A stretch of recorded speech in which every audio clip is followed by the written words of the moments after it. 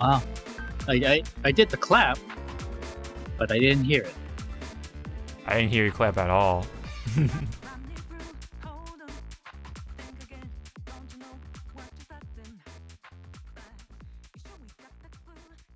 Because your AI is cutting out. Damn it, AI! Cutting out the mic. Well, it's doing its job, so. No, it's like, stop doing your job. Yeah. It's fine. The AI is taking over, man. AI is drawing art. It's taking out your claps. It's starting to get smart, I guess, right? Yeah, it's taking your job. Yeah. I mean, it eventually will, right? So, the hell are we gonna do in the future? I think that's a question for maybe some later time, because, yeah, I guess we can start with that. We can start the show with that. Episode 206. What's going on, everyone? Hope everyone's been staying safe. Especially folks in Florida. Hurricane/storm has been hitting pretty hard from what I can understand. One part, well, I shouldn't say one part. Parts of Florida are definitely being pretty much being filled with water. Major flooding. There might be some gators floating around, right? There was footage of apparently a shark swimming in there somewhere, but I don't know if that's like current time or if that was something during another time in Florida. I don't know, but I wouldn't be surprised because a lot of ocean water is coming in, so it is possible, I guess. There are things in life that seem impossible to happen. Sometimes fact is stranger than fiction, one can say. But anyway, hopefully folks in Florida are staying safe. Especially with our friends in the Discord. They've been taking it and enduring, and very much tanking it in video game terms. The old storm. But anyway, it's been quite an interesting week. A little slow on the news side of things when it comes to gaming, but we still have some things to talk about. So, welcome to the 206th episode. You okay there? Yeah. Of the Hypecast with yours truly, as always, Sean, aka Hawk525, with my cohort, Zawa, as always. So, And Artemis, who's on the ground. One thing I will say, I guess, from I guess we'll bring in the weeks today since it is a little on the slower side. I was very tempted to buy myself a graphics card, but I think I'll play it safe and wait until something else comes up, I guess, because I've been looking at the 3060 Ti, and it looks like it does well in the benchmark for my needs anyway. Because mainly I'm likely going to do just 2K gaming, which is 1440p, and I think the 3060 Ti is definitely capable of doing so. So, and it's like $400 right now, which is like MSRP. At least where I'm looking at on Best Buy.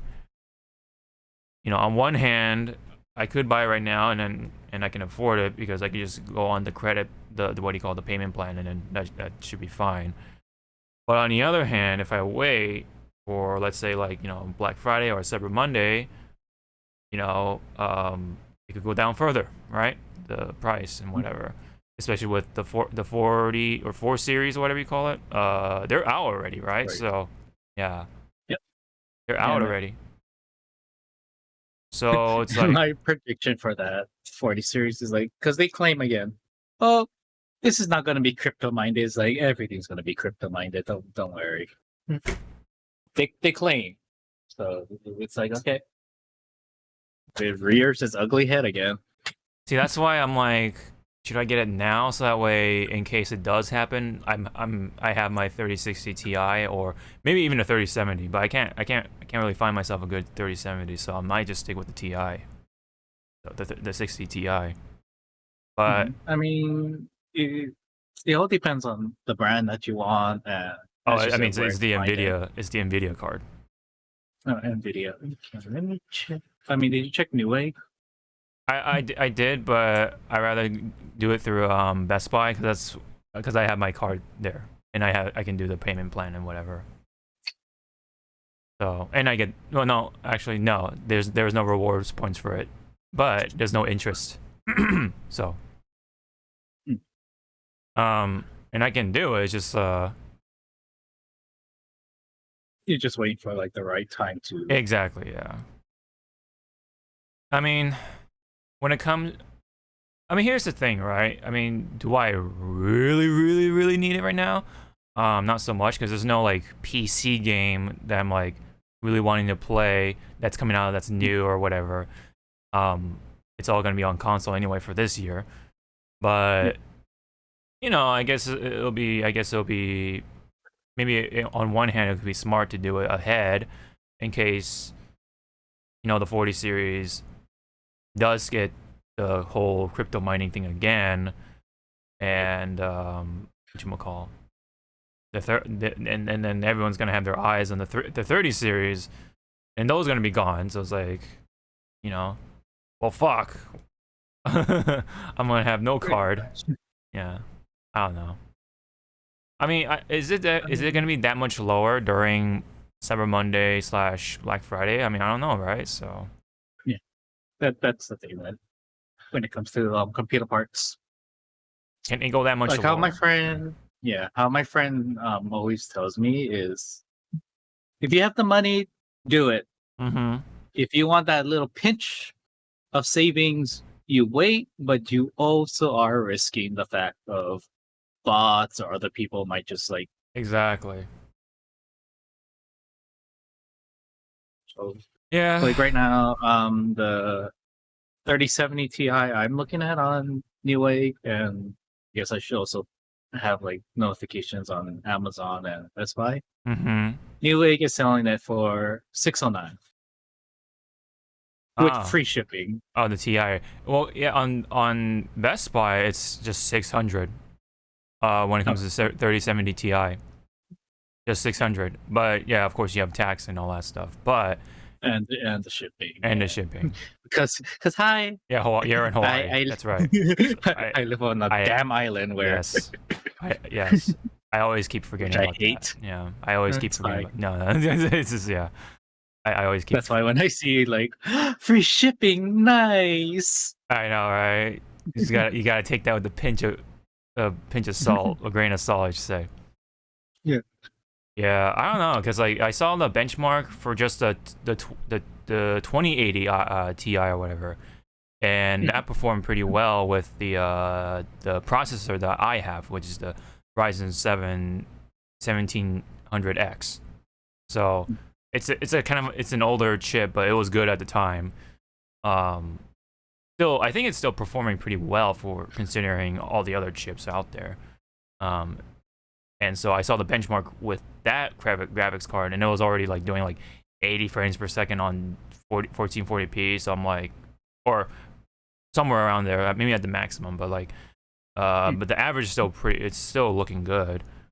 And in fact, I'll probably just bring it up right here, just real quick, just so you can see. No. OnlyFans. Quick. It might be.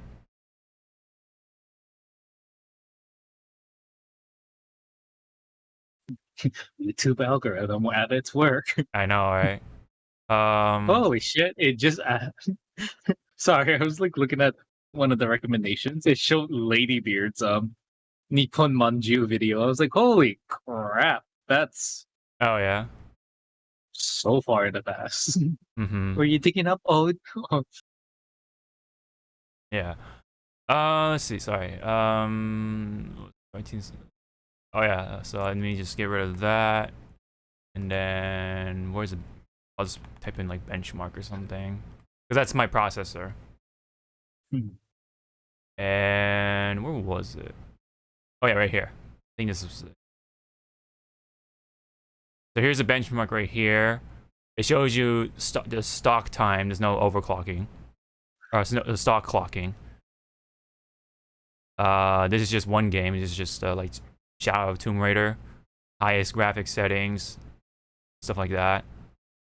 It's not the Tomb Raider. It's not the Tomb. It's not the Tomb.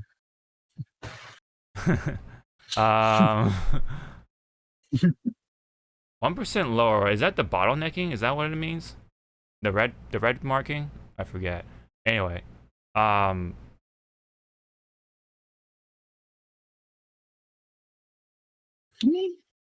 yeah. And then that's with Shadow Tomb Raider. Resident Evil looks way higher, because if you look at that, and you have to remember that this is with the 2080 Ti, RTX 2080 Ti. They're all over 100 for average frame rate, and also the 1% lower. I'm guessing that's the bottlenecking. I'm not. Again, I'm not too sure about that part. I mean, it looks pretty promising. So I might actually just stick with the 3060 Ti. I'm probably just gonna stick with it. Go with my gut instinct and say buy it. Because again, is it gonna go any lower? Like, is it gonna be like $300 or something? Because right now I can probably get it for yeah, because it's going for 400. So but this is with Ultra, though. You have to remember that. This is with Hitman. Let's see. Hitman 2, for example, is on Ultra settings. And yeah, it's actually pulling over 60, even with the 1% lower bottlenecking thingy. So I guess with some games. Oh no, I'm sorry. I read that wrong. Oh yeah, it's just above 64, but that's with ultra graphic settings. Yeah. Maybe I'll stick with like high graphic settings just to be safe or something. But I don't know. Any other input you got? Again, as long as your motherboard, processor, and your power supply can handle it, all on you, baby. Yeah, I mean, that's why I like using PC builders. You know, you just recreate what you have and you just swap. I swapped it out. It says it's compatible, so I should be fine in that regard. Oh wow, Rainbow Six is 100 across the board, so that should be fine. I think it's just certain games that are like, that's where it could get a little shaky, but I haven't seen like numbers that are below 60. So, because I think even with the 3070, sometimes when if you're planning to do 4K gaming, it's not gonna be perfect. I mean, it also depends on it's not gonna be perfect. It also depends on the game. It also depends also on your processor, blah blah blah. So you also have to remember that. What's your processor? If you can remember. That is a good question. Yeah, because you should definitely look into that one. Oh, it's a Ryzen 9. Oh, you have a Ryzen 9. Okay, you're good. Yeah, Ryzen 9. I don't know why I said Ryzen. Ryzen 9. I made it, you know, like I made it with resin. Yeah. It's the 3900X series. 12-core processor. So pretty good. Okay, yeah, you're definitely good then. You're definitely good. Yeah. I made my friend like at least future-proof it. It was just again the graphics card that was the last touch. Right. Which I might have to get a new monitor to make use of the graphics card. Mm-hmm.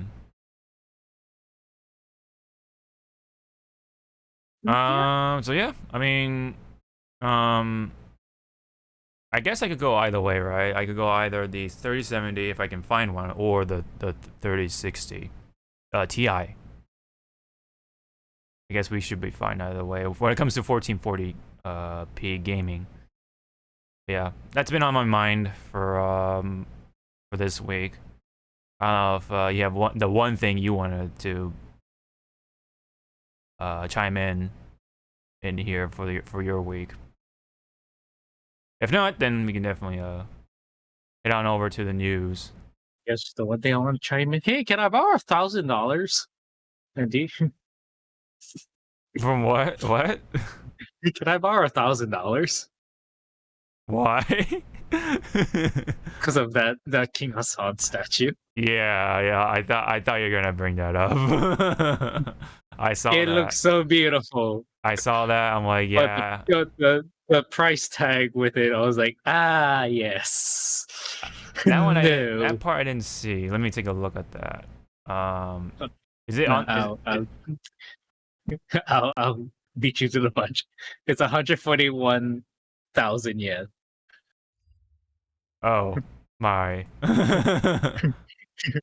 Which for us in America is pretty much $1,000. Yeah. It looks pretty. 1,000 and yeah, 1,100. It looks pretty. His eyes light up. I mean, if you wanna, I mean, the yen is, and he's huge. He's huge. But do I have space to put him? Fuck no. He'll stay in the box. Yeah, probably stay in the box for a while. Which is kind of sad that out of all the Fate servants, I guess it's hard to do monster servants versus humans. Yeah. Extra the detail. Sex appeal. Mm-hmm. If the sex appeals with that person, because what do they have for now for like statues? Mordred, Merlin, Ozzy, a lot of Gilgamesh, a lot of fucking Saber. Mm-hmm. One or two like Kus, right? I think so. And I think there's one Ku altar at least. Yeah, there was one Ku altar. Mm-hmm. And what's the girl's name? She came out with Ozzy, but she always wears the blanket. Oh, I know who you're talking about. The 4-star servant, right? That has the bunny ears. Yeah. Nino Chris. Yeah. I managed to remember that one. Nino Kuni. Yeah, Nino Kuni. Yeah. Yep. But yeah, again, it's like, he looks nice. Mm-hmm. Yep. Looks nice, but yeah. But for $1,000, like for $1,000 for a statue, I'd rather buy like a really nice like. You get a graphics card Showa, like that for sure. No, like a Showa era Godzilla statue. Oh like yeah, really nice. Yeah. Like if it's for $1,000, I would buy a Showa era Godzilla. Yeah. Well, I was about to say, on the topic of graphics cards, you could get a nice graphics card with $1,000. No, we're not going back like 3 years ago where everyone's clamoring for a $1,000 graphics card, which again was like ridiculous. Mm-hmm. But it's still funny that only slowly now, like the ones that did the crypto farming are actually going to jail or whatnot. Yeah. And they're like, but why are you guys doing this? Because it's kind of like, what, fraud, right? Yeah, like there's some fraud tied with that. It was like fraud, and then like it was kind of lying to the investors of, them making money, which they weren't really making money. Mm-hmm. Yeah. Yep. Suing will ensue. Anyway. Do you have anything to say about graphics cards? I'm probably just gonna stick with the 3060 Ti. If I'm gonna be honest. just so like I can get something from the 30 series, but not have to pay too much from it. You know what I mean? Mm. Get a piece of that 30 series power. I mean, I guess the worst that could happen is I just return the card. The worst that could happen. But I have to do it in 15 days. That's what kind of sucks about it. But yeah, about with Best Buy. But I mean, it is what it is. Best Buy is good with their return policy, right? I believe so. Because I haven't shopped at Best Buy since when did Game of Thrones season last season? Let's just say 5 years. Mm-hmm. Yeah. If I do get the card soon, then I'll definitely try to benchmark my thing with Cyberpunk. That's because it's playable now, right? Yeah. Well, it should be playable. I hope. But anyway, let's get to the news. Let's get to the meat, or get to the chip of the news. The meat and potatoes. Let's just put it that way. All right. The meat and potatoes the meat and potatoes of today's episode. We'll start off with Mr. Toshimichi Mori-san. I don't know why I said Mr. and San, but anyway. And Mr. Yeah, Mr. Yeah, pretty much. I'm being extra formal, okay? Because he's a well-respected, veteran developer for art. Then wouldn't it be Mr. Toshimichi Mori-sama?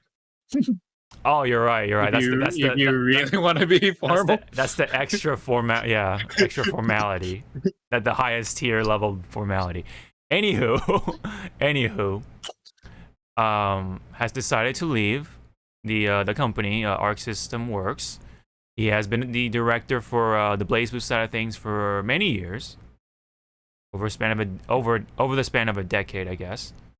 And there is his original statement. I think there's a translated one, but let me see if there's. I like his picture that they chose. He looks like he's about to drop his first single album. I know, right? The sickest like mixtape or something.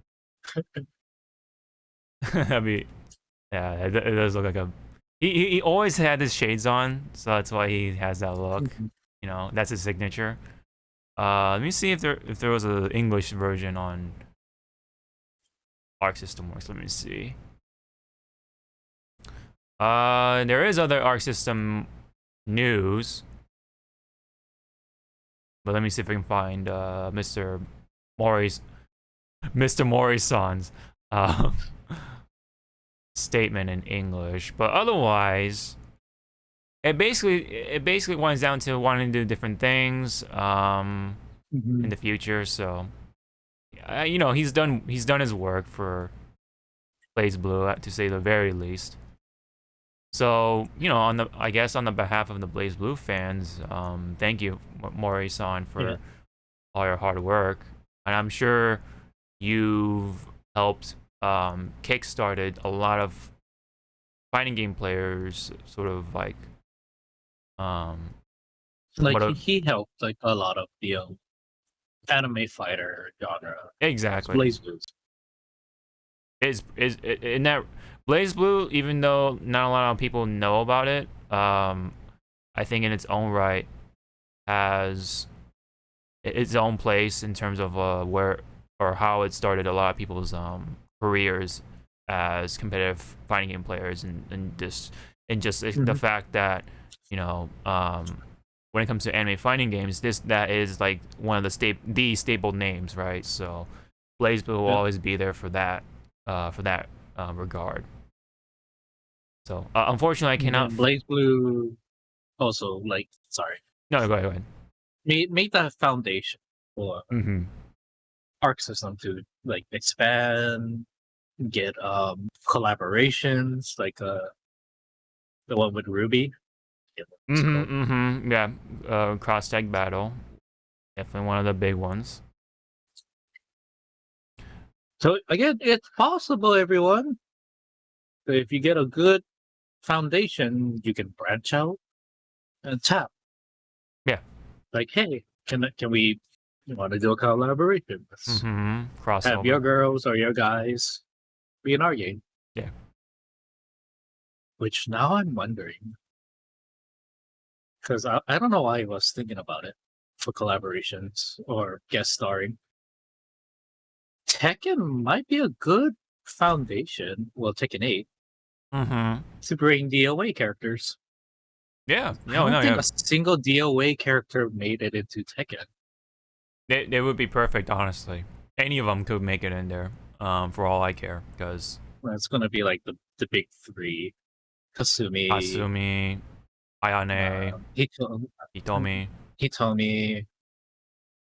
Helena, I don't know if they can bring Helena. I don't think they can bring Ryu Hayabusa because that's a Ninja Gaiden thing. Well, it's from the same company anyway. It's from the same company, but rights and distribution rights might be so. too I think that should be fine. I mean, I don't know. I think he's fine, but I get what you're trying to say there. Though. Yeah. But when it comes to other guest characters for Tekken 8, now is a good time for people like Kiryu to come in, because a lot of people were requesting him to be in Tekken 7. So now would be a really good time for him to come in as a guest character. I think But if he does show up, will it be young Kiryu or bowl cut, gray hair Kiryu? Oh, yeah. right. You're right. I mean, I would accept Ichiban because I like Ichiban, but also Majima. Majima would be a great guest character to represent Yakuza. I mean, I guess maybe a good compromise is you pick Kiryu, right, as your representative, and then you have Majima to be a part of your rage art or whatever the mechanic will be for the big cinematic super thing. Because Majima likes to follow around Kiryu a lot, and then that's why you had the Majima everywhere system, which was really fun, and he can just pop out of nowhere, stabs the opponent, and he goes, when you said that. See, when you said that, my head just went Kiryu punches the opponent, and then and then right behind the opponent, a manhole pops out of Majima, Kiryu. Yep. That's one way to do it. If they do Ichiban, he just does the phone thing. Oh, he does this and then summons the satellite laser, and then that's what happens. That, or he summons Majima, running down a building. It's like that too. How? Yes, that too. God, that game is something. I need to finish that game. I think it was free, right? It was free. I mean, I've had it. I've had it for a long time. I haven't finished it because things kind of happened, so I got distracted. Plus life stuff. Yep. Anyway, back to Mori-san here. Let's stay on track. It just but basically we're staying on track. Okay, let's try to stay on track. He will remain in the gaming industry according to Final Weapon, which is the source we're taking it from.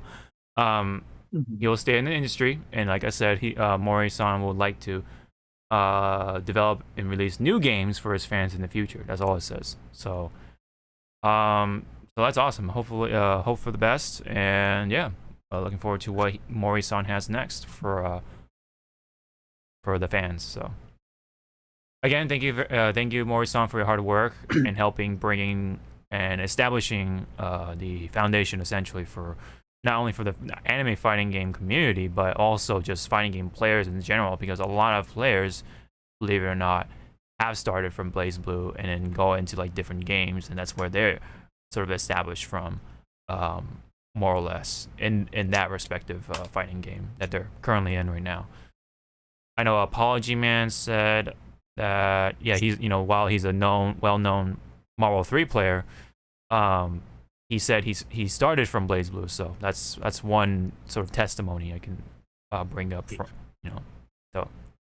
so yeah, again, thank you Mori-san,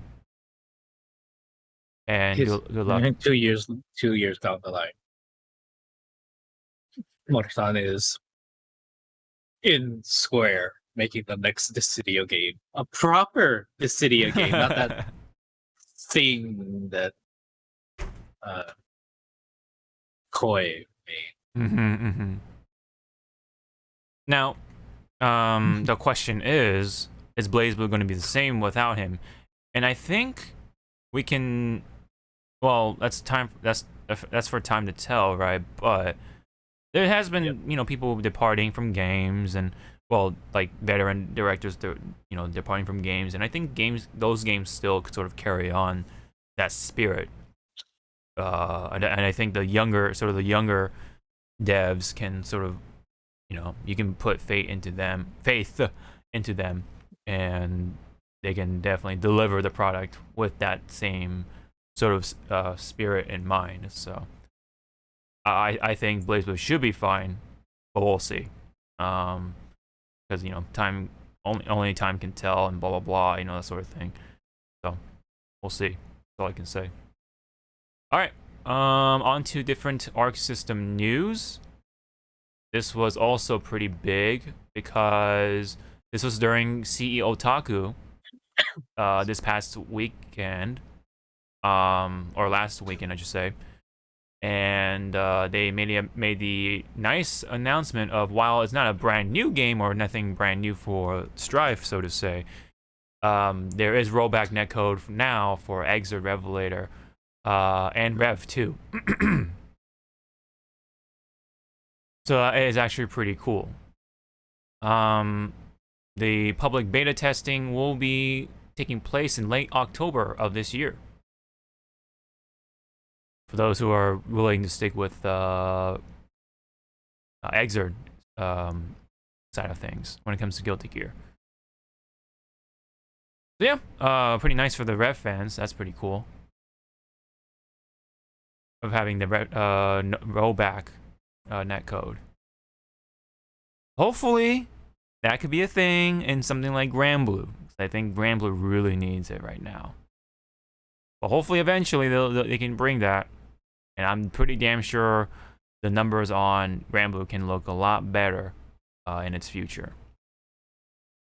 But again, this is nice for Exert.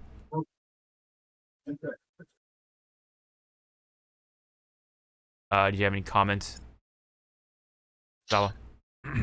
Better late than never, everyone. Yeah, exactly.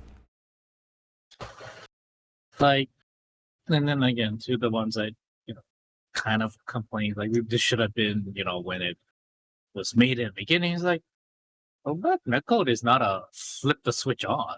Yeah. You have to pretty much rip. You gotta like rip it, like, and then and rewire it essentially. It's a lot of work. Now it is easier for 2D sprite games. Let's put it that way. But when it comes to these 3D-esque fighting games, not so much.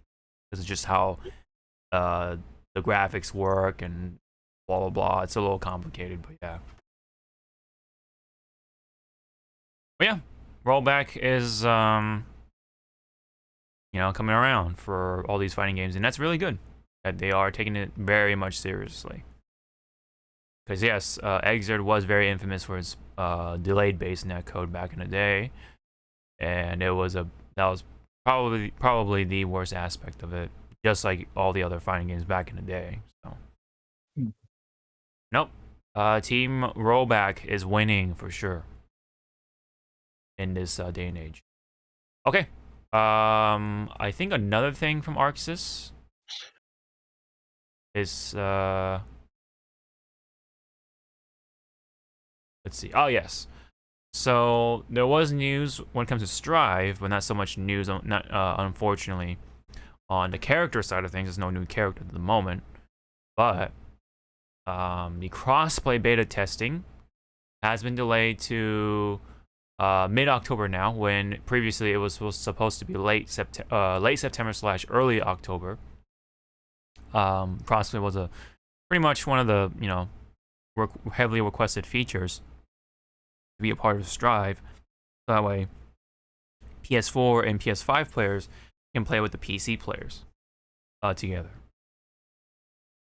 So that has been fulfilled. It will, or should I say, it will be fulfilled, but unfortunately, it's being delayed a little longer because I guess they wanted to really make sure it works well, and I don't blame them for it. So, anything you got for this one? All right. We good? All right. Last one, I think, for Arc Sys side of things. DNF Duel. Unfortunately, it has been facing some walls, let's just put it that way, when it comes to players, because of what they did in the last balancing patch. I guess it wasn't like good enough, or some things were very questionable. I'm not too sure in intricate detailing, but from what I've heard, they did some questionable things with some of the characters. So that's why it's kind of stagnant right now in terms of what the DNF Duel side of things has been going through. I guess here on out, according to this tweet right here from Fighting Games Daily, there was, I believe, a developer who went on and said, "Our direction is to only add buffs for all characters." That's the subtitle quote that I'm reading off of from the screenshot right here. And the continuing thread, it says, "New balance update dropping late December, which will focus only on buffs, quote unquote. They're also working on something which they're not ready to share yet." So it sounds like it's like more characters. Because there hasn't been anything new at all. So that in that regard, it is stagnant as well. There's not characters. There's no announcements. It's like where are they? Right? There's no DLC. What's going on? So maybe that's what they're working on. That's hopefully the case. Yeah. How do you feel about this sort of philosophy when it comes to balancing out characters like this? Only buffs, right? Do you agree with that, or do you think otherwise? I guess.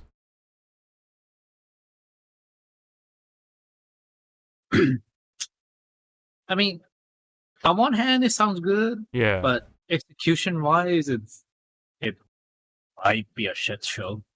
Because if you buff a move too much, it might essentially break the game, make the character like broken beyond belief. And with DNF Duel and it's online, Mm-hmm. So Yeah. it's like a tight wire walk. Yeah. When you're just saying, "Oh, we're doing straight buffs." So Yeah. I get it. I get you, man. I get you. unless they're using this excuse to, like full on throw all the buffs at once, and then slowly collect the data to go like, okay, maybe too much on this guy, maybe too much on her. Let's back this up. Mm-hmm. Yada yada. Yada yada. Mm-hmm. Yeah. I get it. I get it. it sounds very ambitious. While it sounds good on paper, so to say, because in turn, I mean, if you do it right, of course, it'll be fun for everyone, right? Because every character is strong, every character is like busted in some way, so that could be fun in that regard. We'll have to see how that goes for in this case here, which is DNF Duel, because if you look at plenty of like older fighting games, that's essentially what it is, right? I mean, there's a lot of busted things back in the day. It just seems like because it's untouched, that's just what it is. It's just because balance patch patch updates weren't a thing back then. That's what you got. So in a way, that's probably what that philosophy is. That's buffs only or whatever, because everyone's busted. That's all they have. That's what they get. And some characters are probably gonna be bad, but all these other characters are gonna be potentially busted and shit like that. I don't know. I mean, it's definitely a case by case scenario, and we'll have to see about a game like this, the DNF Duel. Buffs only. Let's see. I'm pretty sure. Maybe in their definition though, they'll normalize also some moves as well. But again, we'll see. All right. Yep. I think that's it for that part. I think there's one more thing for fighting games. Yes, so there is the Team Samurai trailer from King of Fighters 15. We were previously teased with Haomaru just walking into the screen, saying some stuff. But now we have a full trailer with Team Samurai. So it'll include Haomaru, Nakaruru, and Darlie Dagger. That's her name. I almost forgot her name. So, all right, let's bring this up. Yeah. Here we go.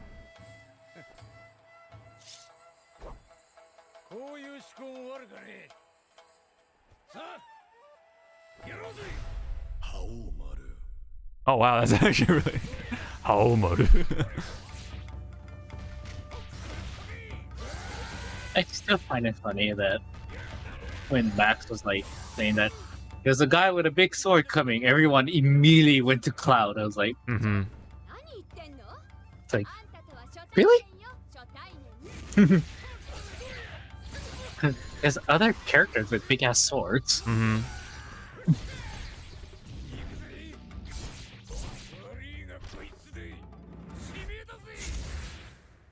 Big slash. That's Haomaru for you. I'm back.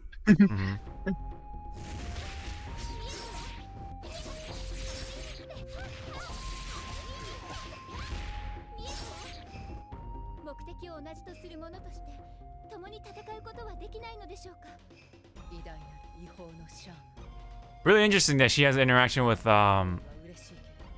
Loris. Yes. Dolores.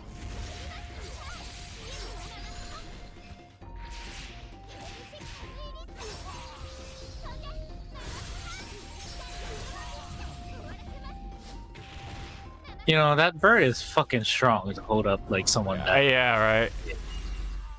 That's actually pretty cool. There's Darlie.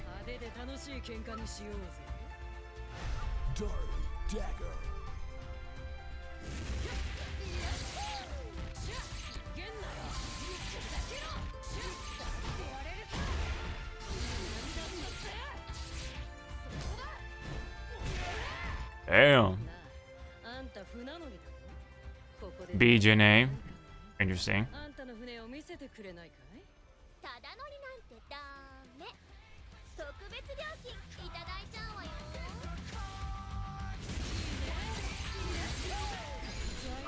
I like seeing that interaction between them two.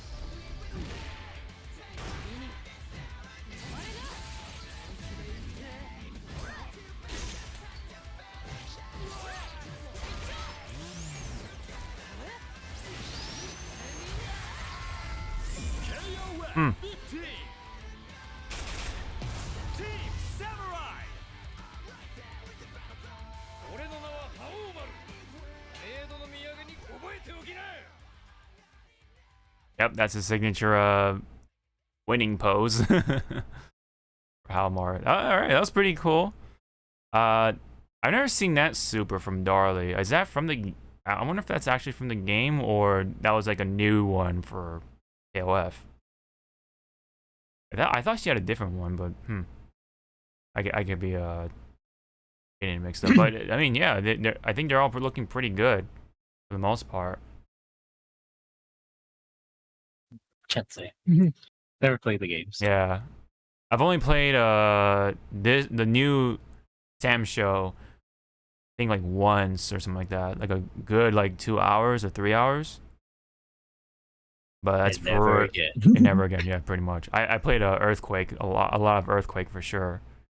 But other than that, yeah, that was my my experience with it. But yeah, that was the trailer for Team Samurai, looking pretty good, like I said. And did it say when they're coming? Oh yeah, it says October 4th, so that's pretty soon. Should be coming later this week, as according to this episode when it drops on Monday. I think in fact, oh shit, actually I have to change my calendar. Soon. But anyway, nah, keep it at September. No, it's because sorry, what? Because no one woke you up. Yeah, no, yeah. When September ends. Yeah. It's this Tuesday, so it should be tomorrow as we release this episode. So yeah, yeah, pretty soon. But yeah, pretty cool stuff in KOF. Hope they can keep it up because that's Team Samurai, and then we have Kenso, and then Kim Cap 1 coming in next. So those are the next I think those are the next characters coming in. If I am not mistaken. We can take a look at that trailer briefly and look at the timeline. Let me see. Where is the? Oh, there you go. There's the roadmap right there. Ah, come on. My mic arm is blocking one part of the screen, so that's why I can't really like see. Yeah, so Team Samurai was the last part for this season pass. So now, starting with Kenso, I believe either Kim Cap 1 or not Kenso. I'm sorry, Shingo. I don't know why I got Kenso mixed up. Shingo is the next character. Either one of them. Could be possibly Shingo. But anyway. So that's coming in 2023. So looking forward to that because Kim is, the veteran character, and finally he's coming in, and yeah. One can wonder if he has the pants or not because he always has the well animated pants, very very fluttery, But yeah, we'll see. Hopefully some other ones can return too. Some beloved other beloved characters. Kind of sucks that Kim Cap 1's not in like Team. I don't know, Taekwondo or something, or Team quote-unquote Korea, but I guess it is what it is. It should be Team Legs. Team Leg, yeah, right. Team Red Leg. That's like a One Piece thing, but anyway. Yeah, I was like, yeah. Because if you want to go, in that direction. Team Red Leg is because they get the blood on their leg, right? Because they always win their matches. Yep. I mean, that sounds pretty badass, but no, that's not the case. All right, anyway, that is Team Samurai for you, and yeah, so we got now the frontline stuff, minor, but still worth talking about in some way or regard. Overwatch 2 news, yes, it's been kind of a mixed bag, kind of bad on. For the most part. So a lot of you have heard by now, but Overwatch 2 kind of wants your phone number because they want to make sure they want to keep the toxicity at a down low or something like that. So they want to like, I guess help track down people somehow. So I guess it says it requires to have a phone number attached to their Battle.net account to launch Overwatch 2. I'm sure you've caught at least a bit of wind of this one. Do you have any comments? That and also about their battle pass, where yes, the new heroes are like so buried deep into the freaking battle pass unless you buy. Yeah, you just straight up buy it. Yeah. And then there's also the something to deal with, like,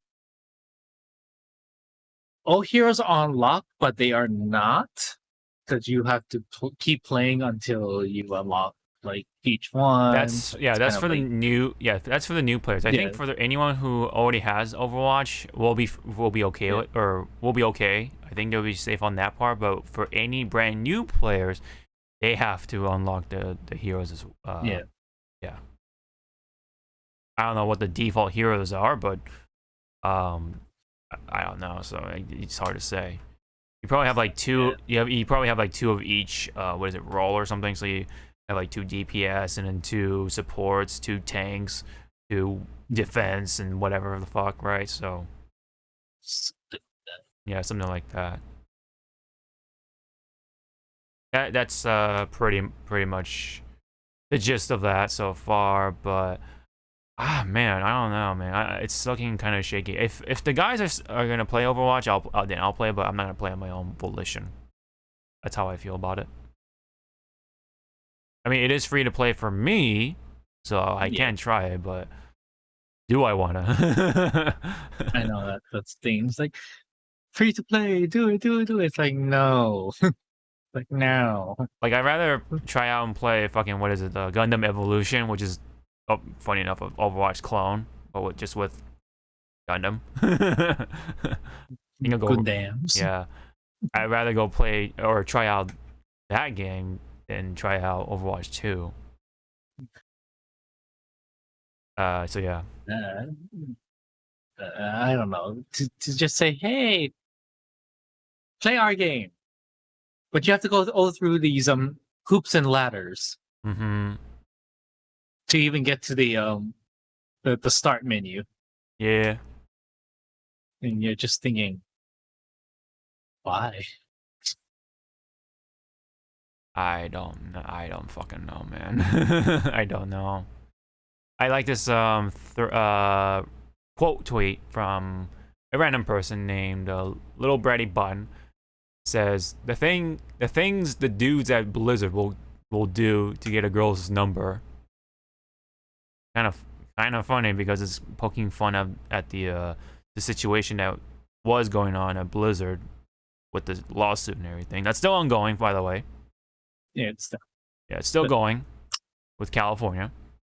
So yeah, we'll have to see what happens to that one. I mean, my reaction to that would be Sam's quote from Marvel. He's out of line, but he's right. Yeah. Yep. That's what happened, man. Essentially. So, yeah. I feel very unsure about this because the whole phone number thing is all weird, but yeah, I don't know if this is a game I'll stick with for a long time because, especially with how they're treating the battle pass, they're like just locking essentials behind the battle pass, and essentially giving players the opportunity to pretty much like pay to win because, like you're saying, Zawa, if you buy the battle pass, you get the character right away. It's like, what the fuck, man. I thought this wasn't supposed to be pay to win, but in a way, it kind of is. I wonder how much is that going to be. Is that going to be $15 or $10 or whatever? I definitely don't want to.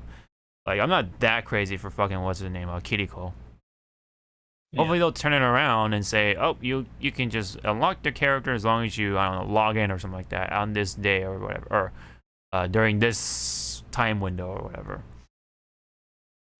I think that should be, or just fucking do what Apex Legends does and just do it behind an in-game currency and then work your way, and then boom. If you already have the currency, great. If you don't, then play the game, right?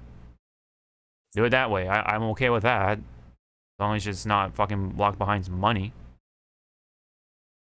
And that, you know, if I don't play, you know, Overwatch for this season, it's like, well, I missed out on that character. That could potentially have been really fun. And I have to wait for that battle pass to come back, either come back around, or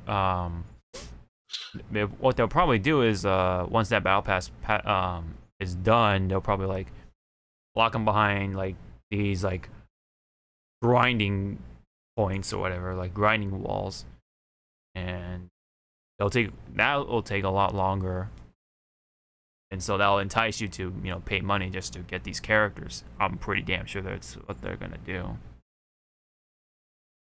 But yeah. Oh, we'll see. Maybe I'll suck it up and put my phone number in there and just play it. Just try it out. We'll see. But yeah, if the guys are playing it, I'll play it. Not, I'm not. What it really boils down to at this point. So if we're good on comments, I think we can move on. All right. Blizzard falling hard. I'm sorry? Blizzard falling hard. Yeah, I know. You know, you got like people leaving and shit, man, including the lead hero designer. God. Now, speaking of leaving, there is a console or system that's also leaving the lineup, I guess you can say. And that is indeed the Google Stadia. I thought that thing died 3,000 years ago. Well, it's dying soon because they are pretty much going to be shutting down all services by January of next year, I believe. Do you want a Stadia? You want me to buy you that for Christmas, little kitty? Yeah, after all the times, you know, Stadia's Twitter was like, no, we're not shutting down. We're not shutting down. Yeah, they're shutting down now. So that aged well. Especially if you look at this reply from back in the day. Well, not even back in the day. That was back in July of this year. And it says, Stadia is not shutting down. Rest assured, we're always working on bringing great games to the platform in Stadia Pro. Let us know if you have any other questions. That did not age well. Sorry, what were you gonna say? No, I was gonna say like that's a class A. I shot myself in the foot with that one, sir. Yeah. So yep, basically it says here, I'm just gonna read off of at least one paragraph here. We're grateful to the dedicated Stadia players that have been with us from the start. We'll be refunding all Stadia hardware purchases made through the Google Store, and all game and add-on content purchases made through the Stadia Store. Players will have access to their game library and playthrough January 18, 2023, so they can complete final play sessions. We expect to have the majority of refunds completed by mid-January 2023. More details for players in the process on our help center. So yeah, that's basically the gist of it. You know, I guess the paragraph before, I think, sums up a good reasoning, I guess, or a reason, I guess, sums it up. Years ago, we also launched a consumer gaming we launched a consumer gaming service, Stadia. While Stadia's approach to streaming games for consumers was built on a strong technology foundation, it hasn't gained the traction with users that we expected, so we've made a difficult decision to begin winding down our Stadia streaming service. So basically it means, yeah, okay, it's a good idea, but I think the execution was overall poor. Maybe it's okay by this point, but it's already too late. I think players have moved on to other things, and they really can't get a good footing on things. So that's why they're shutting down. Now, the technology behind it is still is going to carry on. It's not going to be called Stadia. It's just probably going to be just available for people who want to take a shot at it. Maybe make a service of their own using Google technology. But nonetheless, though, Stadia is shutting down sometime next year, early next year. Our mascot wanted to go outside. Oh, okay. I was like, Keeps going in and out. Yep. Yeah, I love pets. Anyway, so yeah, Stadia is shutting down nonetheless, and that is essentially it. So that kind of sucks for people who wanted to dedicate their time to it and perhaps, you know, make that their main means of gaming, because again, the idea is cool. I'll give it that. But right now with our technology, we're still not quite there, you know, especially for fighting games. There are 3 fighting games on there, like Samurai Showdown, Mortal Kombat, and I think one other one. But anyway, I'm not forgetting. But, you know, yeah, it essentially kind of sucks that, you know, it has to end this way, but couldn't quite, you know, like I said, get that footing or traction. Yeah. I think other services are starting to pick up on it already, like the NVIDIA. There's an NVIDIA service where they can essentially pretty much give you like a remote desktop with the, what is it, like a 3090 or 80? No, I think whatever their highest graphics card is, and you can pretty much game on that remote desktop with all the graphics settings on ultra, as long as you have a good internet connection. And from what I can understand, or what I can see, seems to be pretty good. Like, you're paying $100 a month for it, I think, but you essentially have a PC rig remotely, and you can try out the 3090 for $100, I guess. It probably is like, what, 3 or 1 month free or something like that. There's a trial period for it for free, and you can just try it out and then see, you know, if I guess the rest of your stuff can handle it, or if you just want to just try it out for the sake of trying it out. And NVIDIA, you know, offers that kind of thing. It's actually pretty cool. And from what I can see, the latency and all that stuff is pretty low. It's like very much close with how they're doing it with their cloud, which is, you know, again, pretty cool. So when it's done right, it's obviously cool. It has a lot of potential to it, but for everyone else, we're not so quite much there. And again, that requires a good internet connection, which not everyone has. That's another thing. That's a whole nother obstacle that. Yep, that's a whole nother ballpark. That's a whole nother ballpark, exactly.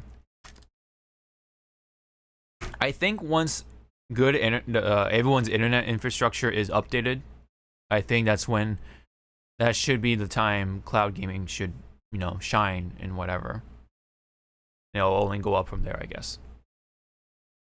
Anything you wanted to add to this situation? Well, it's more onto what you were saying with the internet infrastructure stuff. Just imagine we had the internet infrastructure, like South Korea. You know how beautiful our internet would be. Huh. Or if each state, which kind of, when you think of it, if they can start with their own infrastructure, and then gradually, like, everyone combines into one, but just have maybe, like, on a small scale, each state should, like, restructure their stuff. Or essentially each region. Yeah. So you have the West Coast, Midwest, and of course the East Coast. I think that's probably the more sensible approach on it. But yeah, I think there needs to be a lot of things that needs to be done, even here in the States too. I mean, We're still a little behind it. Some countries are already having like really nice internet, like Korea, like you said. I think they have like at least over 500 megabits for sure, even gigabits by their standards. Not everyone has gigabit internet. Not me, you know. That's for sure. So yeah, like I said, that's another whole nother ballpark, and I think that's also the other problem for cloud gaming. Yeah. So once that's all ironed out, then you can unleash all the cloud gaming sort of stuff. But for right now, Stadia is the victim of that. Those circumstances, it just didn't work out. Is just that. So yeah.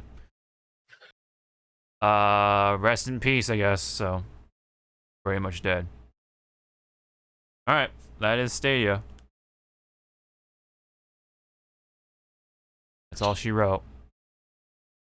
All right, but what's coming back from kind of the dead, sort of hiatus, is E3 pretty much. So E3 made the announcement not too long ago on Twitter, and saying that E3 2023 will take place in person June 13 to 16 in the Los Angeles Convention Center, as always, with separated business and consumer days and areas. That's the kicker.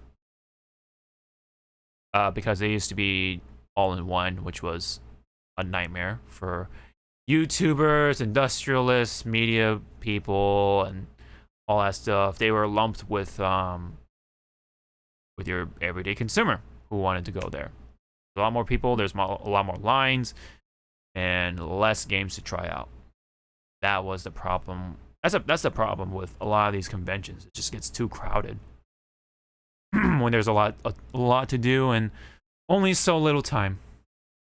And so I think this is a more of a smarter approach. You have they're essentially doing what the LA Auto Show is doing. For those who don't know, that's the Los Angeles Auto Show.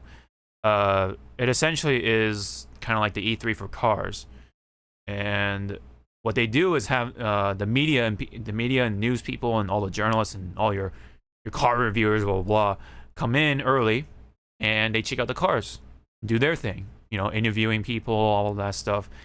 And then they open the gates for everyone else who wants to check out the cars. Like me back in the day. But that's essentially how it worked. So it's not entirely, it's nothing new, I don't think, for a lot of conventions, but at least they're doing that with E3. And I think that could be the best middle ground they could do if they want to bring in the public, but also, keep pleasing the industry people, people in the gaming industry.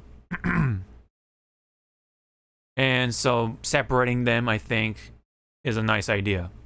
Let's see how they are organized with that, staffing and all that stuff. Hopefully that'll go well. What do you make of this? Just to fuck up like how Anime Expo did with letting people in. Mm-hmm. And don't prohibit outside food, and all of a sudden your volunteers or your staff is eating those food.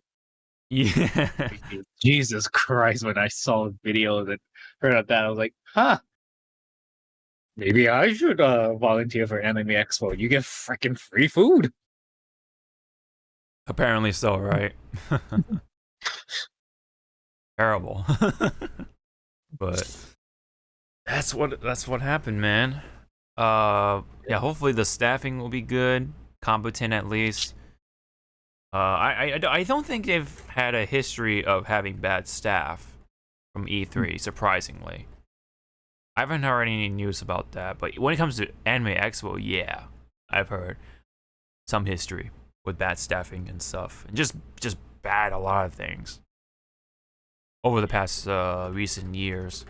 Ever since, what was it, like 2015, 16, I think. Could be wrong on that, but as soon as I saw, like, when I was there for my second year, as soon as I saw the fact that there were no tents for the lines outside when it was like fucking hot, I was like, this could be a sign that this as a company, when it comes to organization, are gonna be flopping, you know. So that's it's like they give zero shit. It's like something you would think of doing when you see what I'm saying. Like, you would think they would think that of think something like that ahead of time. No, they didn't. I mean, I'm pretty sure they know how hot downtown LA can be. Like, how come that didn't happen? But anyway, back to here. I think the separated business and everyday consumer areas and days does sound good on paper. So I think that's what we can take away from here. So let me see if there's any worthy comments, but looks like not so much. Some people are still laughing at E3 because how irrelevant it kind of is, but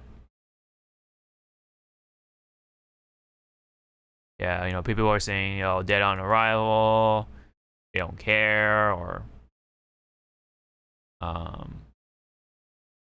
it is kind of understandable, but we'll see how that goes, because a lot of, you know, gaming companies are doing their own thing already, you know what I mean? So do they really need this? And with that in mind, how many gaming companies are actually going to partake this? So are we going to see, you know, Nintendo back in there? Are we going to see Microsoft back in there? I think EA is a no, because they have their own thing. Sony, no. For sure. Namco Bandai and Capcom, I'm not too sure. We'll see. Yeah, I guess it really depends on what gaming companies are there and stuff like that. Now, will I be attending? No, hell no. I don't want to. I can live without it. I can just look at it from the comfort of my own home. So yeah, that is my 2 cents on that. Hopefully the lines aren't too crazy and stuff like that, and hopefully the, you know, if COVID's still around, you know, hopefully the health guidelines are there, you know. Yeah.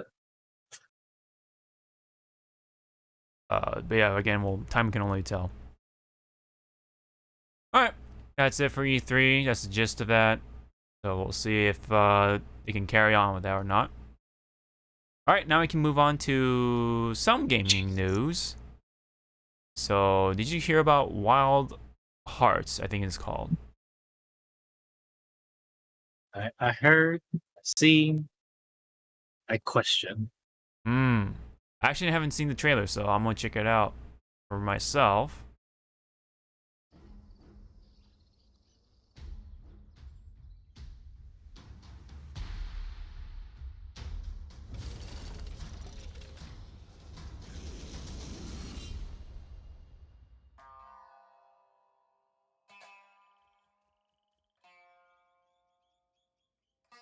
So, visitors to the land of the East.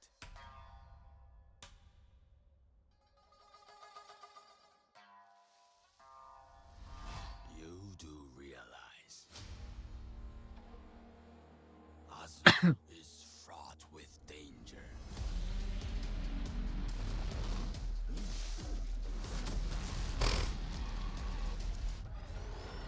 The Kimono grow ever more desperate.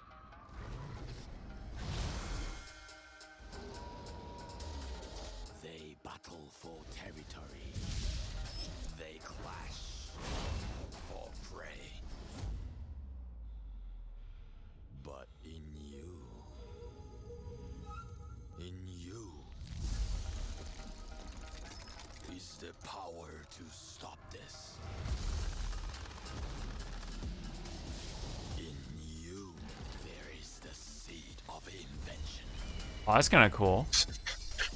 Pink. Yep. Bonk. Horny jail. Yep.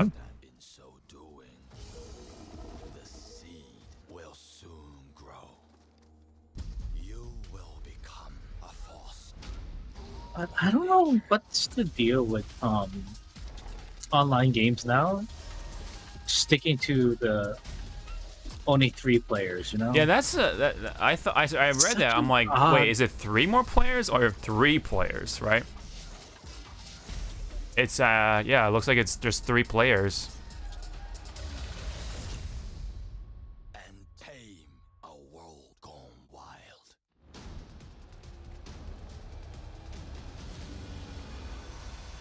I like also for Wild Hearts, Koei Tecmo on their one of their official Twitter said, "This is a new IP. No, it's not Tokiden." No, and some people are going like, "It's Tokiden." They're like, Oh. you. It's like, don't lie to us. It's just Tokiden with a fresh new paint. Yeah, yeah. And I'm like sitting going like, "I gonna play it? No, looks nice." It looks How's neat, yeah, but how's the internet? How's the connectivity? netcode and all that stuff. Because I don't want to use that big hammer, and that's the one that shuts down the session Right, right. because someone's internet couldn't handle. Mm-hmm.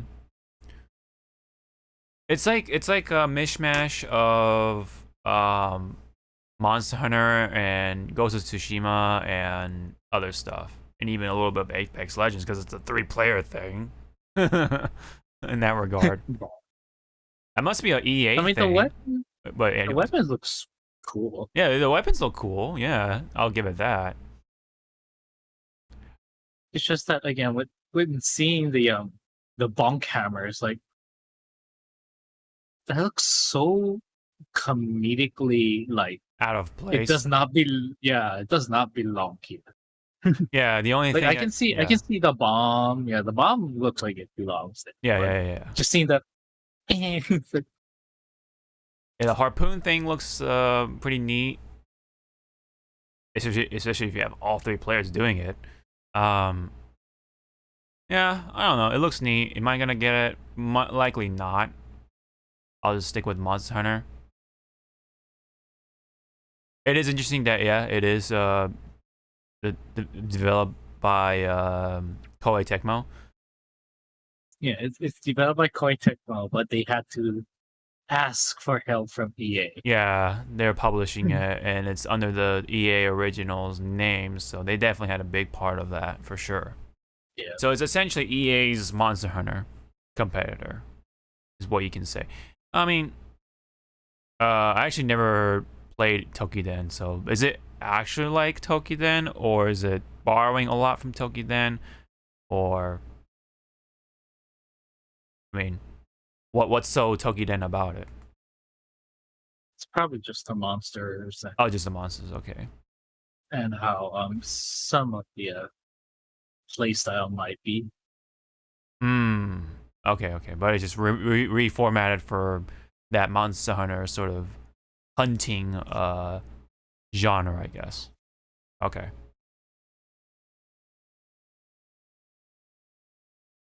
But yeah, I mean, kind of just looks like a mishmash of a number of things to me, anyway. Interesting that like I didn't think it would be like this Japanese themed. I thought it was gonna be like there's like a mishmash of like whatever, right? Kind of like with Monster Hunter, it's like very ambiguous at times. Now, obviously with Rise, that was very Japanese themed, but with like World and stuff like that, that was like, you know, you're in a jungle or whatever, other places too. So it's like not just, it didn't have like a real strong theme to it. It's just like, yeah, you're hunting monsters. This is what it is, you know.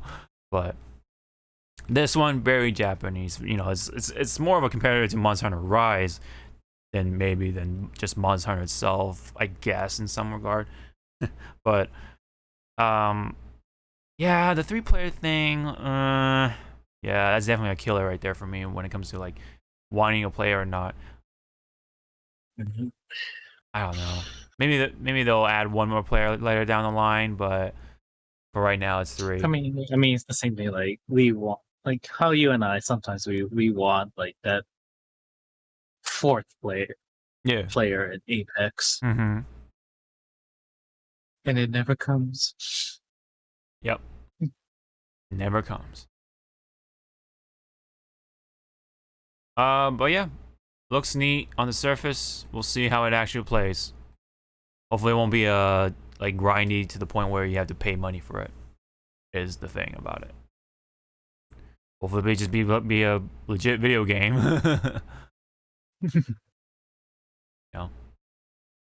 Hopefully, there's no battle pass that's like tied with like actual in-game gameplay stuff. You know. Yeah. Like Overwatch, for example. So that's it for Wild Hearts. Yeah, he even says right here on Nebellion. New IP instead of Tokiden. To appeal to a bigger audience. Hunting style game with crafting element. Zone based. Up to 3 players for co-op. EA helps with publishing. And it has been in development for 4 years. There will be a new gameplay trailer on October 5th, which is that I believe that's on a Wednesday. So, screenshots right here from Nebellion.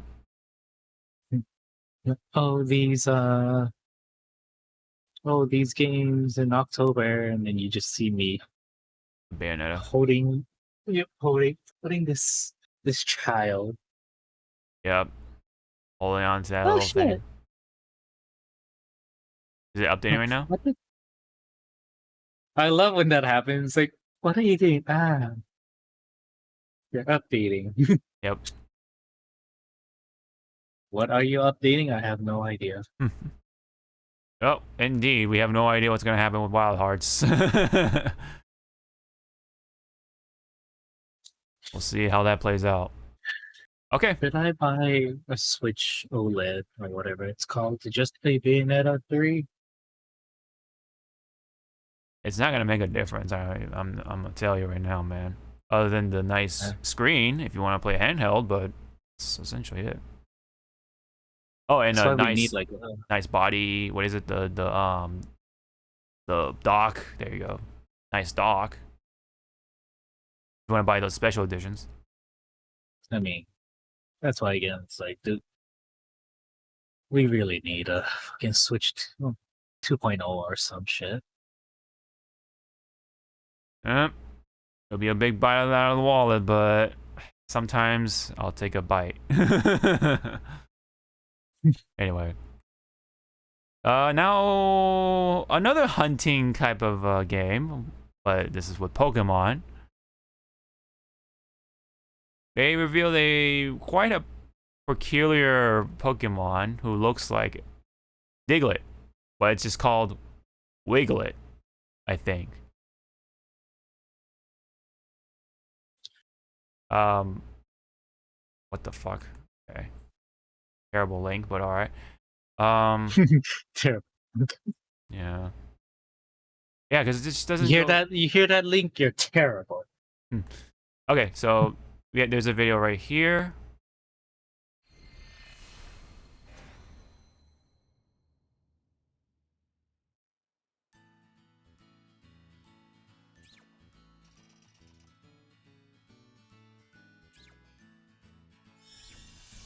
It's a kazoo. Yep, it is a kazoo. Yeah, pretty much. Monster Hunter has invaded Pokemon. Yeah. It just comes out of the ground and has that terrifying body. And it's just smiling. It just has the rows of teeth. Oh god. And it's like, Mm-hmm. Have you watched Akame Kill? No. There's a teddy bear or whatever that reminds me of that sort of trope. It's like, oh, it's cute, and then when it opens its mouth, it's like it's got that like nasty fucking teeth or whatever. It's like, hi. It's like, ah, close your mouth, please. Yeah. Yeah. Then you get the tape. Maybe the Just yeah, maybe the Wigglet could be like that type of character or whatever. But now, despite looking like a Diglett, I think it's not actually related to the Diglett. Yeah, because it says it may look like a Diglett, but it's a completely different species of Pokemon. Wigglet pokes a part of its body out of the sand, or pokes a part of its body out of the sand to feed in the ocean. So, yep, looks like a Diglett, but not a Diglett apparently. Called Wigglet. All right, you say so. But any other comments? I wonder if it's like it this species is related to that other Pokemon. It's I forget what's it called. I'm gonna describe it as badly as I can remember.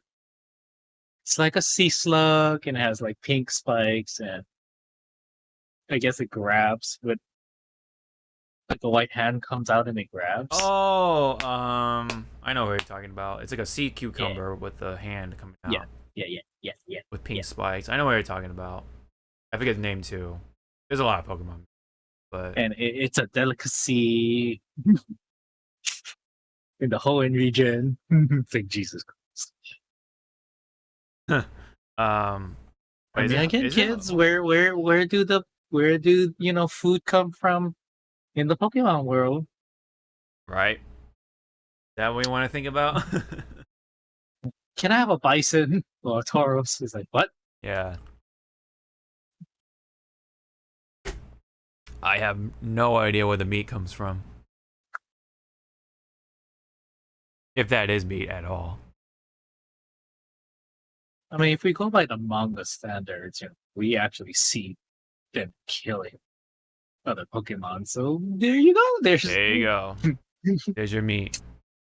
There's your meat. Although in the anime, they did have that episode with Magikarp, right? There, Ash and Brock were trying to imagine how to eat the Magikarp, like, oh, sashimi or sushi or whatever. And they tried to cut it. It's like, no, its scales are fucking hard. Yep. And whatchamacall? Oh, go ahead. Because was there like one episode? I think it was a tournament. A pincer was trying to like do damage to a Magikarp, and its pincers actually like broke. I think I remember that somewhere. It's like unless I'm having a Mandela effect. And whatever. But I don't know. It looks cute. Yeah, it looks scary. cute. Yeah, could be scary. Could be. I wonder if it has an evolution form. Gotta have one, right? Maybe, I don't know. It will have 3 heads. Yeah, right. It'll be King Ghidorah. I've seen the King Ghidorah one like on Twitter. Somewhere. Oh, yeah, I found it. I found it. Thank you for saying Twitter. I found it. That's its evolution. Oh, that one, yeah. Kezu. Yep. It's like, hi. Yeah, there you It's go. like, no. It's like, no, not canon. That's funny. Can you imagine? I mean, they're bringing Monster Hunter stuff kinda into here. Kinda. You could say. Yeah. That's all I got. Yeah. That's all I got. It just looks scary when you really kind of like don't want to think about it, but you do think about it. Yep. Alrighty, that's it for the games part of news.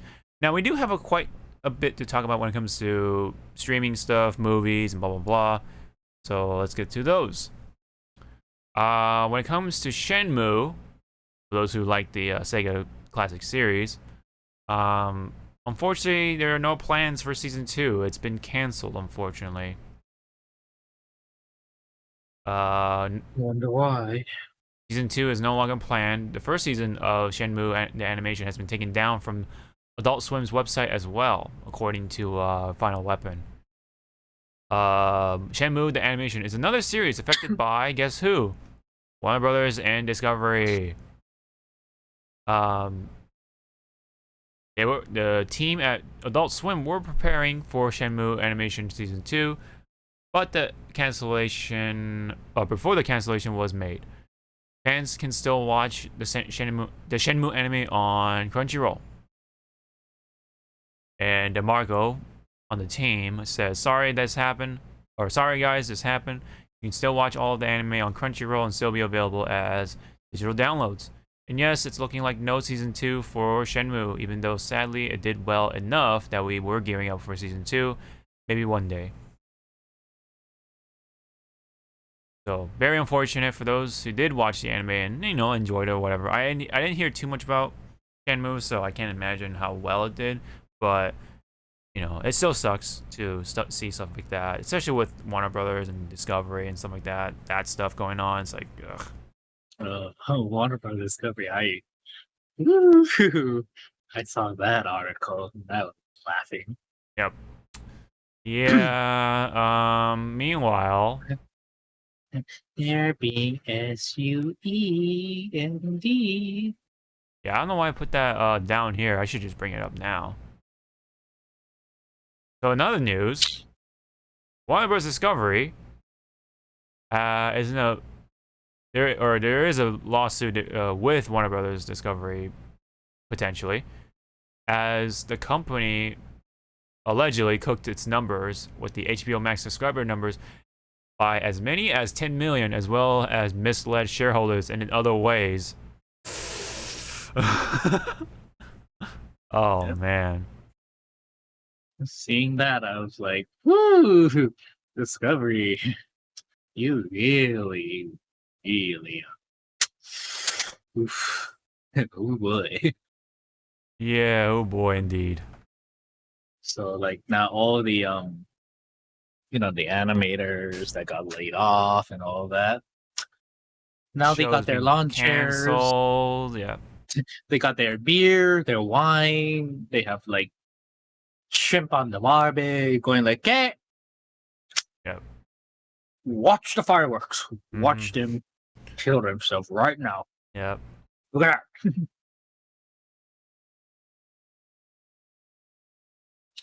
Yep. Like I saw no strategic business path of them doing all of that. Mm-hmm.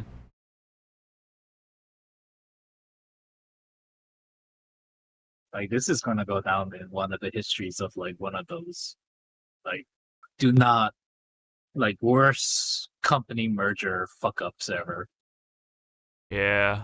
Like, I'm just waiting for like freaking Warner Brothers to just like pull out and go like, yeah, you know what, this was a mistake. Thanks Discovery, but like, they just kick them out. Yep. I don't know if it'll be that late, too late and stuff. But, I don't think that's gonna happen. I don't think that's how it works, unfortunately. Yeah. In the ideal world, probably yes, but realistically, ain't gonna happen. That's what they gotta stick with, at least for a long while anyway. Yeah. Warner Bros. Gonna have to be cleaning up Discovery's mess, and Discovery's just gonna be like, "Oh, what happened?" I don't know. We'll see what happens with this. Yep. Looking pretty bad on their part. So yeah. Anyway, when it comes to Disney, Alex looking yeah, looking interesting in some ways. So we saw Armor Wars along with several other announcements. I guess it used to be a series, but now it's going to be a movie. Now question is it going to be a theatrical release, or is it also going to be releasing on Disney Plus same day? It didn't really, I don't think it's specified too much, but let me see.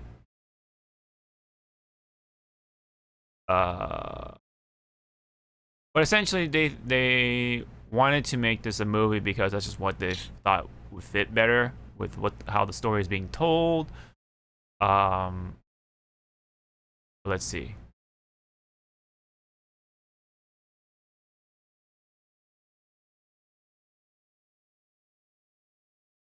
It seems like this might be released in theaters. But let's see.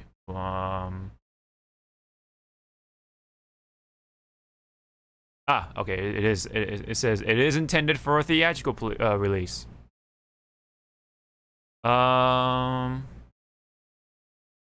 Yep. No mention about like a simultaneous release with Disney Plus and stuff like that. I don't think. So it'll just be a regular movie. That is essentially it. And that kind of sucks, you know. That means I can't check out Armor Wars right away, but I can just wait and check it out later. That's I guess that's it for Armor Wars. Any comments on this bit for Armor Wars?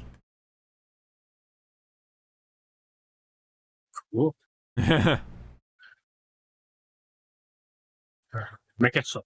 Yeah.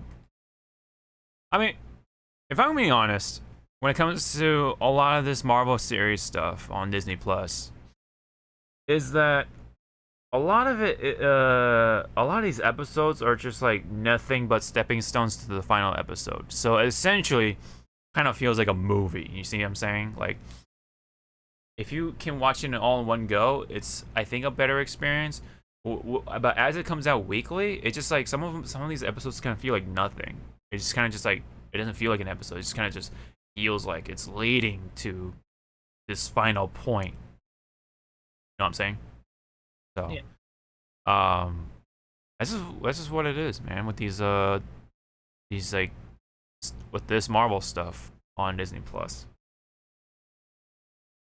I think my favorite one still so far is like something like Falcon Winter Soldier. I think that's probably like the most compelling one so far, and then maybe Loki, and then maybe followed by WandaVision. But dude, when it comes to like newer ones like Miss Marvel and She-Hulk, I can't bring myself to enjoy it like I wanted to before, you know. These like recent episodes with She-Hulk specifically, man, I just have not been able to enjoy it.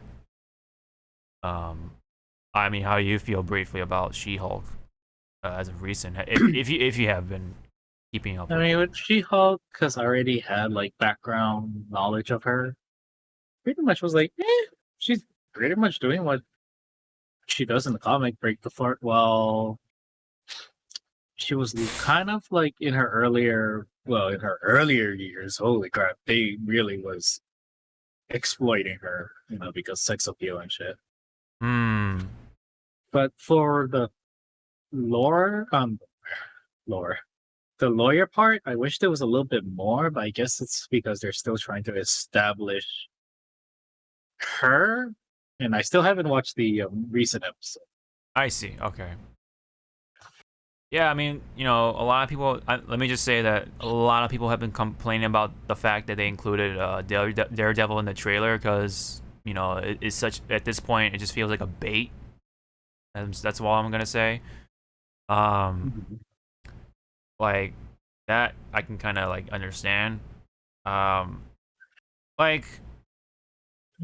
I'm guessing like all these ones that are complaining are the ones that just want things happen now. Like they don't want to wait. Like I can see like some of these ones also are the ones that when they go into the movie, they kind of wish they get the remote and just fast forward until they hit the action, and then fast forward again. It's not. I don't think it's that. Maybe some people do want it like that, but I don't think it's that. It's just that these episodes just kind of feel like nothing. They're like just not written well. Just they just kind of lead to the only, like, they always do this. Well, at least with She-Hulk anyway. It's like most of the episodes just like nothing, and then right at the end is like, oh, something happened, I guess, or something is happening. I guess, but I don't know, man. It's just there's just very blatant things that I can't really enjoy, you know, as of with the rest of She-Hulk. Like, you know, I was, you know, willing to look past like what happened with the first episode with you know, Jennifer doing that thing with, you know, with Hulk, right, saying that line, you know, and a lot of people didn't take it too well because, you know, in the comics I don't think she's like that, but according to the comics or people who have read the comics, I don't know, because even Josh didn't take it that too well, of course, and he of course read the comics, and so Well, it also depends on which comic era are you reading for She-Hulk. okay. Because if you're going when she was introduced, like really back in the day, the show kind of hits on that. If you're expecting like her iteration now, this show is not She-Hulk comic now. This is the kind of like back in the day She-Hulk mixed a little bit of now, but not really now, if that makes sense. Right. And also, it also like even does the thing where it's like, yeah, they know they're pissing off their audience, but they're doing it because they think it's funny. Because even like, did you watch the wedding episode? No, the wedding episode, yeah. Yeah, like the wedding episode, they like she even said like, "Well, we know this is not what you're looking for, but we're gonna do it anyway." But you know, that's like the kind of writing you're you know, people or you see in She-Hulk, Yeah, right? It's like they're trying to be funny about you know, by being self-aware, but it just doesn't stick, and for a lot of people, including me, because I don't know, like. Well, it's just also because from what I read, people are also pissed off that they believe that Deadpool did it first with the fourth wall breaking, but it was like, no, it was She-Hulk by years. Deadpool just perfected it. Yeah. So I'm thinking for them on their side, they don't want to like overstep their bounds with the fourth wall breaking because they want to leave that all for Ryan Reynolds for Ryan Reynolds, yeah, to you know, have his way. Mm-hmm. She-Hulk, when she does her full wall breaking, I see it as pretty much, you know, like in anime when, you know, the character is just thinking and you hear what they're saying. Mm-hmm. So that's what I'm thinking. That's how I see when she does the fourth wall breaking, is like we're just hearing her thoughts. Right. I don't know. I just yeah. I mean, I'm enjoying She-Hulk. I mean, yes, there's a lot of shit they could have improved, but but again, like I kind of want to chalk it up with like again with the ones that are complaining over Twitter. They're either just complaining to just complain, or they are really hitting that superhero fatigue. That is definitely a factor for sure. I just think like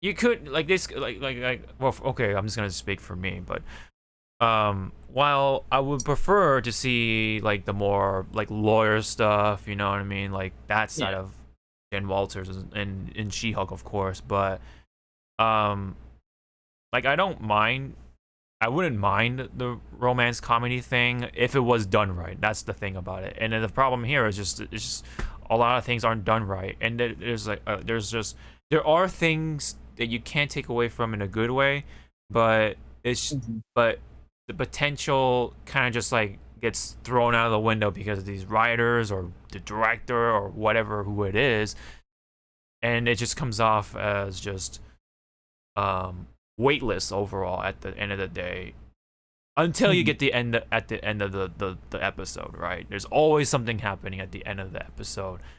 It's like, She-Hulk got the suit. There's the bad guy foreshadowing. You know, right at the end. It doesn't. I don't know. It doesn't do a good job throughout the episode. You only care it about doesn't do a good job overall for these TV stuff because I'm thinking because I'm not blaming Feige on this, Mhm. Kevin Feige. I'm blaming this on Disney itself.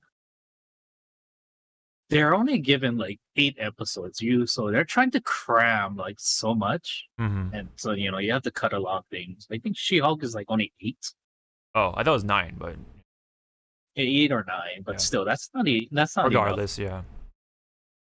Like it should be at least a 10, 10 episodes to Mhm. have your beginning, middle, and end. But for some reason, Disney believes that you can cram a lot of shit in the first 6 episodes, and then have the last 2 episodes be the Big Bang. It's like Mhm. no, Yeah. Yeah, like cannot. but kind of backtracking on the problem the problem with, She-Hulk not being a lawyer and then being a romance comedy type of thing, like I said, Mhm. it's not well done, but if you look at like Thor, the Thor stuff, right? It went from like this very serious tone to until you go to like Ragnarok. Look what happened there. It was like completely changed in tone, but still very enjoyable at the end of the day because it was done well. It was, overall executed well with the balancing of the seriousness and the comedy of Yeah. Thor, as a whole. Because stuff just lined up nicely, I think. Things just made sense overall. But here it's just like there's room for there's stuff potentially on the floor, but they just like throw it all under the rug and just like fuck it up with their writing and stuff, like their quality of writing. I don't know what is going on with these team of Again, writers. it's like you're trying to get like 2 different teams. You got your A Mhm. team and your B team. Yeah. So, but again, do we really blame the teams or do we blame the company that's behind it? I don't know, man. I don't See, that's know. the thing. And then also with back to uh like She-Hulk, like there's so much like stuff they could do and improve. Like when you said you don't mind the romance stuff, and I was like, you gotta be careful with that area of her comic book career. Uh-huh. I'm just gonna outsay it. She was a big ass whore in her freaking comic book series. Okay.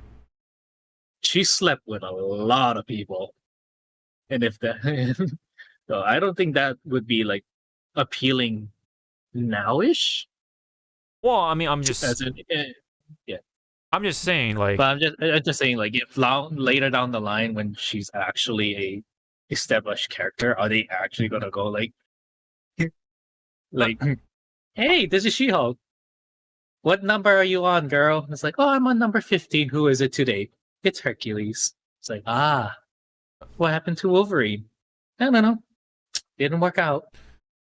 I mean, I'll be willing to be okay as long as it's enjoyable, as long as it's written well, as long as it's funny, as long as whatever. Like you could take anything and you can make it into this, as long as but you need to do it well. That's the simple way to. That's the thing in the She-Hulk's comic when she was in her. Yeah, Right. I will jump into every freaking guy's pants. They didn't really write her well. It was just pretty much like, damn, she is easy. Right. But as someone who doesn't read the comics, I just consume it for what it is, this MCU stuff, right? And that's the product that I got. Yeah, but so I can't enjoy it. This is not well done, I don't think. I mean, especially with the whole there's an episode where yes, there's actual lawyer shit going on, with her name being trademarked by Titania or whatever the fuck her name is, and so there could have been a very interesting sort of relationship between She-Hulk / Jen Walters and that lawyer she was with. I forget her name, but because of her being an actual lawyer, right? She got to where she was with hard work and blah blah blah. But with She-Hulk, it seems like on the surface, she got the job because she's She-Hulk, right? It literally came to her one day, and she became the She-Hulk because the blood went into her cuts, and she became She-Hulk, and boom, right? Like, she got this job at this big fucking law firm or whatever. So that itself could have been interesting, right? But they never took that anywhere. Like, it was just like, oh well, let's just do this and that, and then there's never. Yeah. It feels like they never touched that upon enough to, help build and establish this relationship. And these episodes are only 30 minutes. It's like you don't have that much time to do so, and they don't really take the effort to even try. See that? Yeah. See, when you bring up the time of how long each episode, it's like, again, do we blame the team, or do we blame the company that's actually not funding? Who the fuck knows? Funding in enough time to just stuff. Because I mean, I don't know how Andor is doing it. 30 minutes, and they're actually hitting like ABC for each episode. That one's actually really interesting. I don't know how the fuck Andor is doing it. Well, the latest episode is about an hour. So there you go. Yeah. So maybe for like future Marvel shows, the episodes that shouldn't take a lot of time, 30 minutes, but the episode that should establish should be an hour. But for sure. Again, it comes with budget and time, of course. Time. But then you'll have people bitching over the internet. Oh, it's not open season again. It's crunch time again. Oh yeah. Disney's fucking doing this to their employees and blah blah blah. And it's like, I mean, it's the same thing like with the whole CGI graphics people, workers. So Disney is running them to the ground. It's like, actually, it's this company that Disney hired. But you guys just see Disney and you just put all the blame on Disney. It's like Disney does not have control on this company's employment factor. Yeah. In that situation, that's that CGI company's fault. It's like, but again, people are just gonna say it's Disney. It's Disney because that's the name, right? That's the big name behind it, and that's the big. Yeah. But here in this case, sorry. No, I was just gonna say, like, but here in this case, it's like, who knows? Who are we to blame? Like, is it Disney? Or this team of the writers team behind it? Or it could be a combination of both. I don't know. It could be both. Could be everyone is to blame. I don't know. Like that could be the possibility as well. I mean, is it A? Is it A? Is it B? Why not A and B? You know what I mean? So that's a possibility. Why not rule out that possibility, right? Or rather, why rule out that possibility? Sorry. But anyway, it's just, I don't know, man. Overall, I mean, She-Hulk is unfortunately has been a very unenjoyable experience in the later episodes, and I've only genuinely enjoyed, the first episode, and I was willing to give that whole controversy a pass, like I said. And it sucks because, even if you do tolerate Jen Walters, right? If you can tolerate that side of Jen Walters, you're not rewarded with everything else, with, a good storytelling, good backstory establishment, and just keeps other characters, it's just, they just didn't take this direction too well at all. Like, it could have had potential. This could have been like a long series with like just She-Hulk dealing with superheroes on a day-to-day basis, with their case, right? I mean, the stuff with, Wong, right? That could have been the potential. That stuff like that could have been the potential, like, stepping stone. Like, okay, we got the stuff with Wong, Wongers, that whole like silly thing with what's her name, Laura, or whatever, the drunk chick. that check. You know, that could have been a starting point of all these cases, right? But I don't know. It's just they just throwing it all out of the window. It's just a good way to put it, I think. That's why, like, for the TV shows, I don't put it on high, like, oh my god, this is end game level. It's like, no, it's just side stories. Do you have to watch them? No. It might bite you in the ass if you go watch, like, later down the line, the Kang War, or Secret Wars. Like, it might bite you in the ass, going like, "Who's this?" It's That's like, one did more you watch thing. these TV the TV shows? Oh no, well, that's one more thing though. Like, you kind of feel like you kind of have to, right? If you are so invested into the MCU, it's like, like you kind of have to in a way. You kind of have to. Just like my friend put it, this analogy, like, so dead on. They're like, the MCU is turning into Kingdom Hearts. You cannot miss one damn thing, or else you're gonna be lost. And I was like, by Joe, you are correct. Yeah. Hey, guess what? That's also a Disney thing, right? That's also a Disney property. I know, it's like, ain't that's that why funny? I'm like, Jesus Christ, you are correct. Because if you skip on Loki and WandaVision, oh yeah, no, you're gonna be lost. Doctor Strange 2 would not have made fucking sense. Yeah. Yeah. With Daredevil coming back, you wouldn't understand where, well, like, if you never watched the Netflix Daredevil, you wouldn't understand where Kingpin came from. All these other shit. So it's like, damn, you're right. MCU is Kingdom Hearts. I'm gonna see a little boy with clown shoes running around with a keyblade. Yeah. Please don't do that, Disney. I will fucking kill you. Yeah. If I hear someone say light, friendship, yep, Donald, heal me, I'll be like, kill that child right there. Give me those stones, why? Just give me them. Riku! I know. Zoro! It's like, oh yeah. and he's like, hey, yeah. It's like, just one time, please. Please, it's good for the universe. It's good for the universe.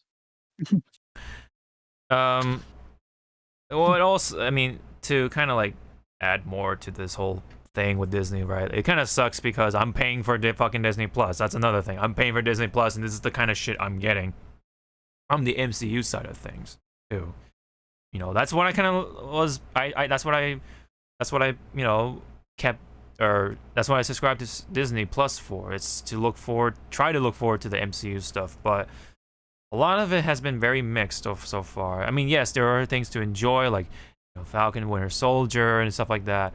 Hawkeye was like, all right, that was kind of okay or whatever, but there is still stuff to take away from especially if you like Hawkeye or whatever. But WandaVision, okay, you know, it's pretty cool, but there are some things that kind of sucked, but most of it was really neat. But yeah, a lot of the newer shows have been missing. So that's just my 2 cents on that.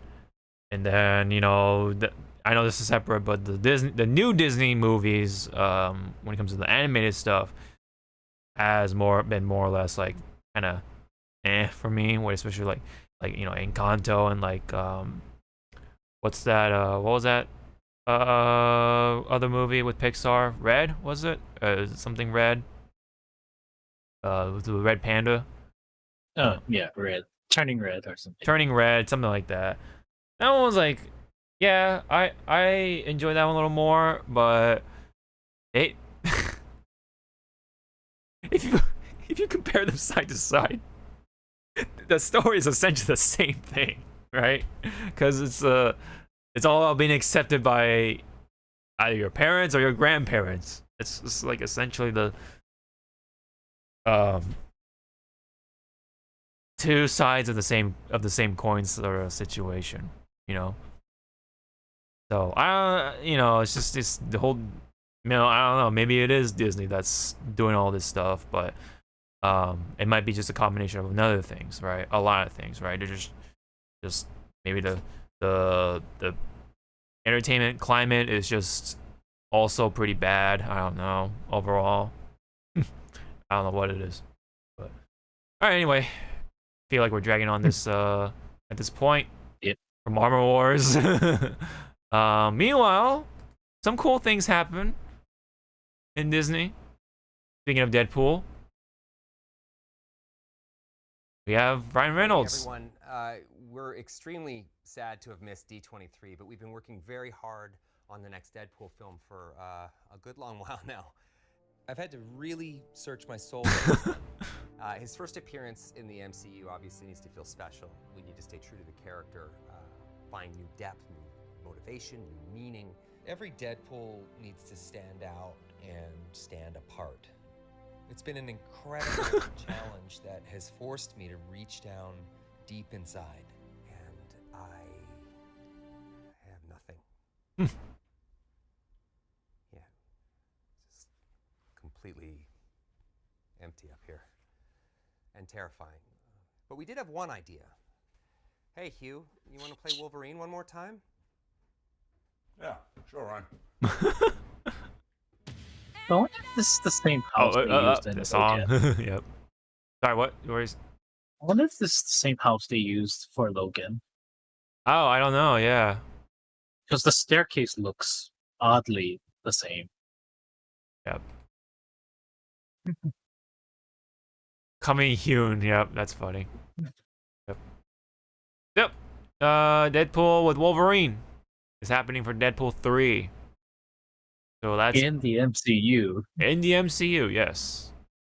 That's And they gave us like a release date timeline. So now what everyone's speculating is like from between now and until Deadpool 3 comes out, probably that's when we're going to get established mutants in the MCU.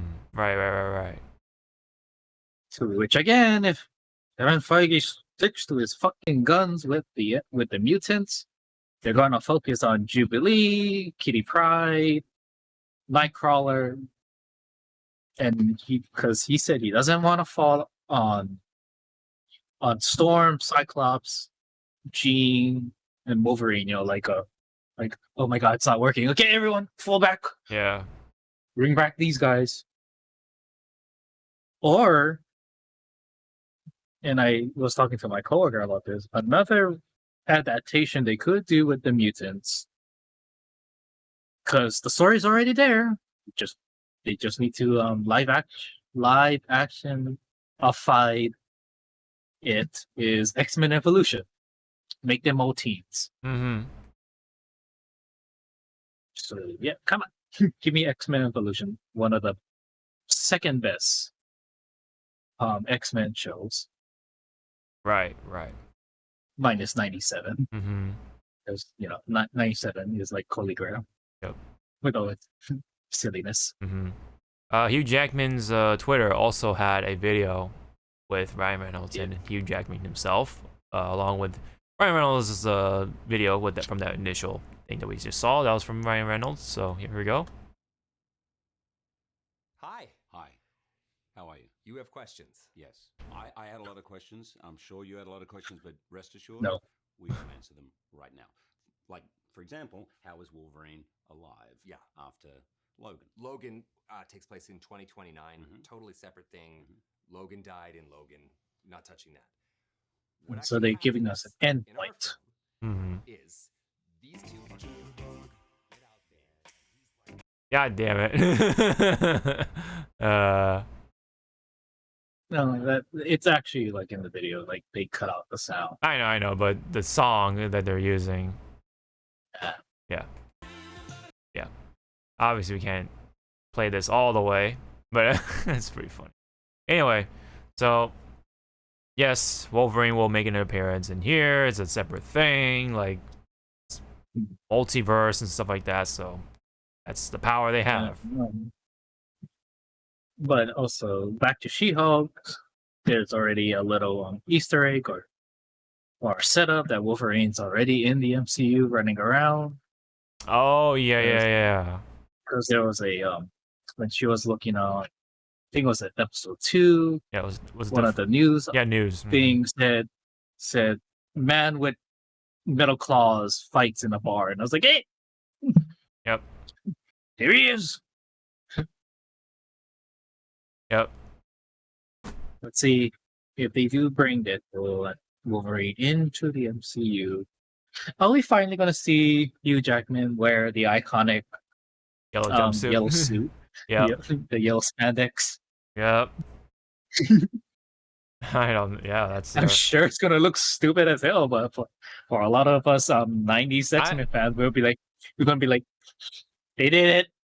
Maybe he'll wear it. Maybe he'll like wear it for a little bit, and he's like, "No, this is stupid. Come on, man." And Deadpool's like, "Oh, come on. You know, this looks great on you." Blah blah blah. And then they'll put on the the MCU suit. You know what I mean? Like that stupid like fucking robot like high tech fucking bullshit that they all have. You know, they'll probably have that.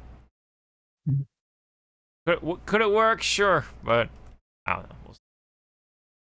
But it's cool that because of the whole multiverse thing, they have an excuse to bring in Logan, Wolverine, you know, without ruining Logan from that film. So that's why people, I don't know, even people were kind of just like, they need to calm down in the comments. They're like, oh, it's ruining Logan, he died, blah, blah, blah. Like, bro, have you not been watching the MCU, man? Like, as of late, like, multiverse, man. Just calm down. There's a lot of comics, man. That's why, again, like, when, WandaVision, Doctor Strange 2, and, again, kids, it's been a long time. I'm just gonna drop it. When Wanda, killed our professor, everyone's going like, oh, look, they killed him again. It's like, that's just one professor. You realize we have a million more right over there. Right, and that specific... that we can just... Right. We can tap and go like, okay. In that specific regard, yes, right. That, I'll acknowledge acknowledge that part, but that whole thing was like not. I don't think that was well executed. But the whole thing also with Days of Future Past. Holy crap, that movie was also a train wreck. How the hell is Professor X back in Days of Future Past when he died in X3? Well, if you stick back to the post-credits scene, his mind transferred into the body of his brother. Oh, so he's in the Juggernaut. No! That's not his brother, because we already had the Juggernaut in X3, and that wasn't his fucking brother. It blew my mind. I was like, oh god. Yep. But thank you, Juggernaut from X3 for that iconic line. Yes. Pretty much. Jesus Christ. Yep. So Deadpool 3, yep, it's happening along with Wolverine. That's happening. So pretty cool, I must say.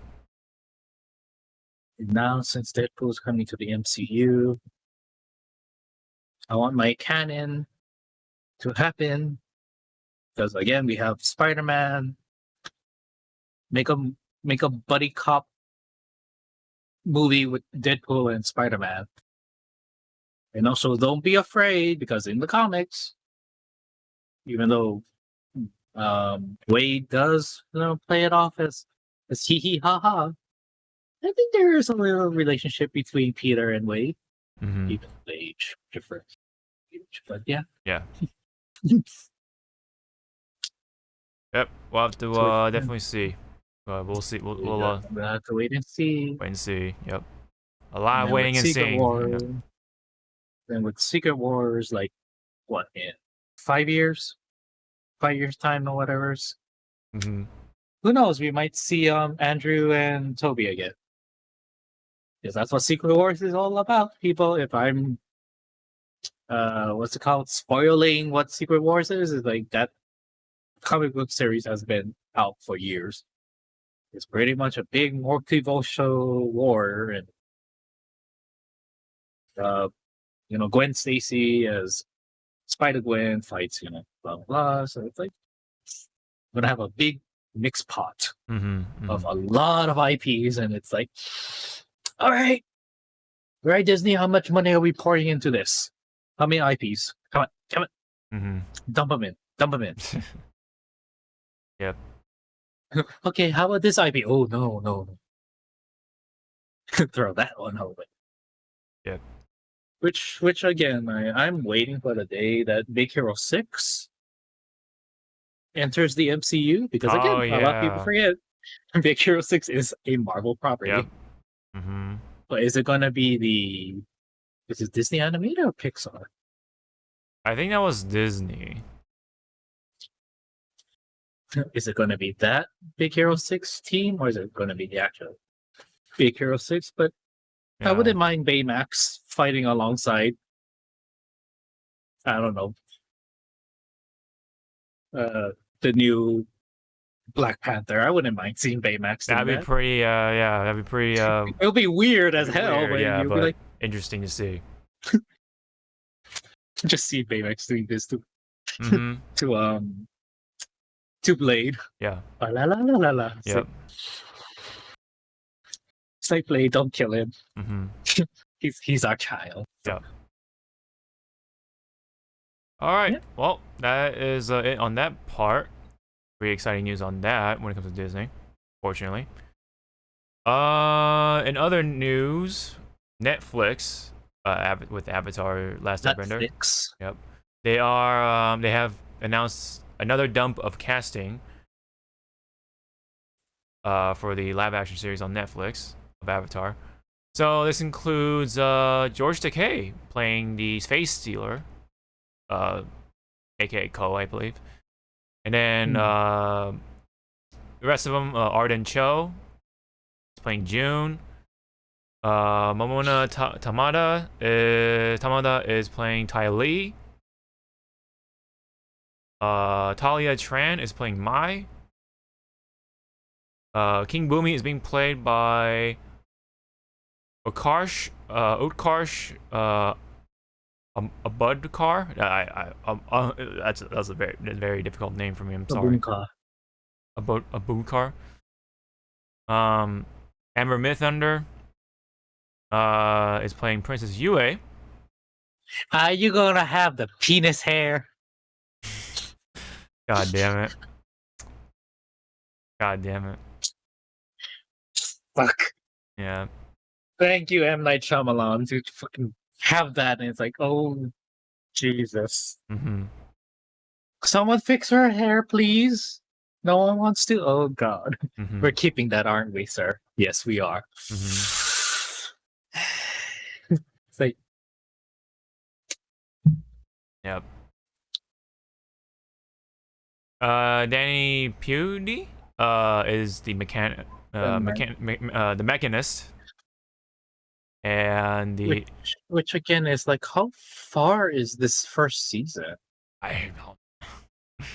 Like, where are these? What is season 1's end episode? Because the mechanist wasn't like, I think he was in book 2 or like kind of close to the end of book 1. But book 1 is like a lot of episodes. And lastly, James Sia is playing the, of course, very important cabbage merchant.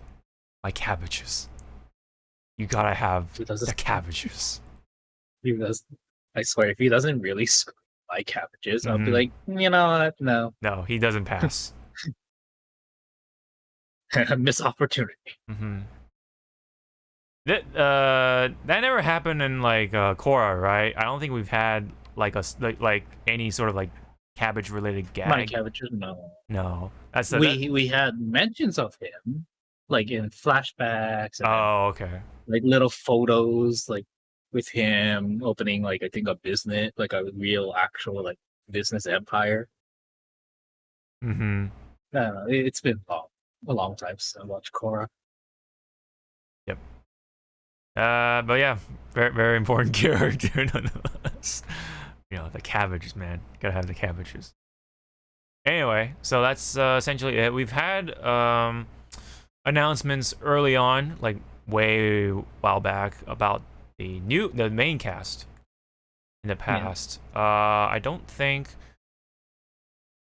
there's a good. I couldn't find a good picture of like the whole cast, but I think there is something out there that's relating to that. But let me try to just scroll through. See if there's like anything. I know of Black Adam for sure, but I'm still on the fence for Black Adam. I mean, either way, I'm not watching it in theaters, but yeah. But holy shit, I just saw Harrison Ford was being attached to Thunderbolts. Oh, right. Is it? Holy shit! Wait, where was this? Yeah, reportedly. Oh, top choice is or was top choice as General Ross in Thunderbolts. Well, it's because Mm-hmm. the actor for General Ross is delayed. Mm-hmm. Yeah, that's right. We'll see if Ford takes the replacement role. So, see about that.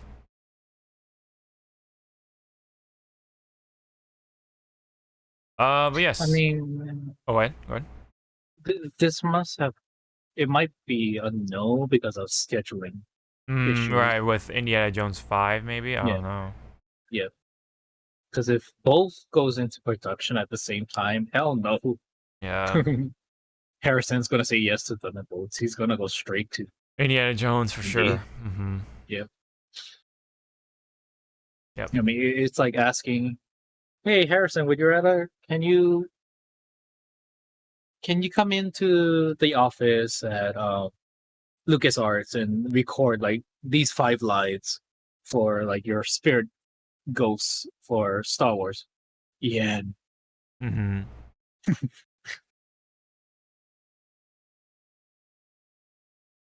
Yep. Good on. But yeah, good choice. Yep.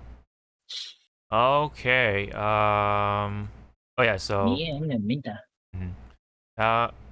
Was it for Avatar Last Airbender? Yeah. I mean, overall, like pretty good choices. George Takei can't go wrong with his voice. You know, when it comes to those type of characters. Yeah. Rest of them, other than was it Danny? Dan DeVito. No, not DeVito. That's the trash man. Pewdie. Danny Pewdie. Or Pudi. I think that's Pudi. You know, playing the mechanist. I recognize his face somewhere from like other movies and stuff, but other than that, that's pretty much it. I don't know. I'm not familiar with any other of the actors and actresses that are in here. All right, now on to anime news. We finally got Nier Automata as an anime, and it is being developed and produced by A1 Pictures, who's known for like Sword Art Online and all of other very popular and also very high quality anime stuff. Now, this is going to be another thing under the belt potentially, with how popular Nier Automata was. So it already looks pretty good. I will briefly play it. This is with 9S, but I'll just put it in the background. But yeah, looks pretty good as you would expect from A1. It's very much like we're sticking with the game, stuff like that. It's called Nier Automata version 1.1a. Interesting title there. And also check it out for, of course, the very ever so popular 2B.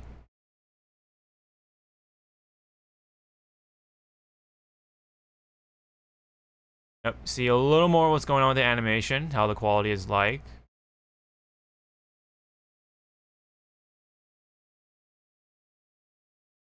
I like that they even like included like that little shot when she like goes into her idol pose, like right here. Kind of funny, but it's nice. A lot of these shots are, you know, are straight from like the game. Like they pretty much like use the game as like a reference and then get these shots. So it's pretty nice.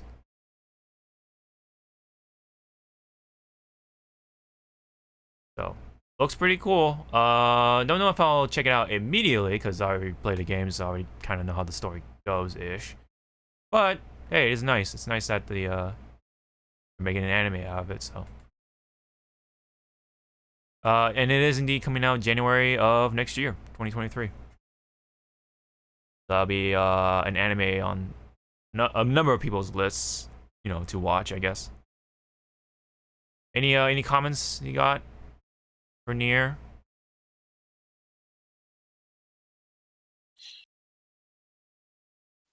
See her ass. What? Pardon? I beg your pardon? We're gonna see. We're gonna see her assets. Ass. You mean her Yeah, assets? Yeah. And her weapons. Yes. Her weapons. Yes. And how far were they gonna go with this anime? Like, I think you're gonna go the whole 9 yards. I mean, it's not that long of a story anyway, so depending on what ending they go with, but yeah, that's the point. Right. That's the question I was asking. Right. Which ending?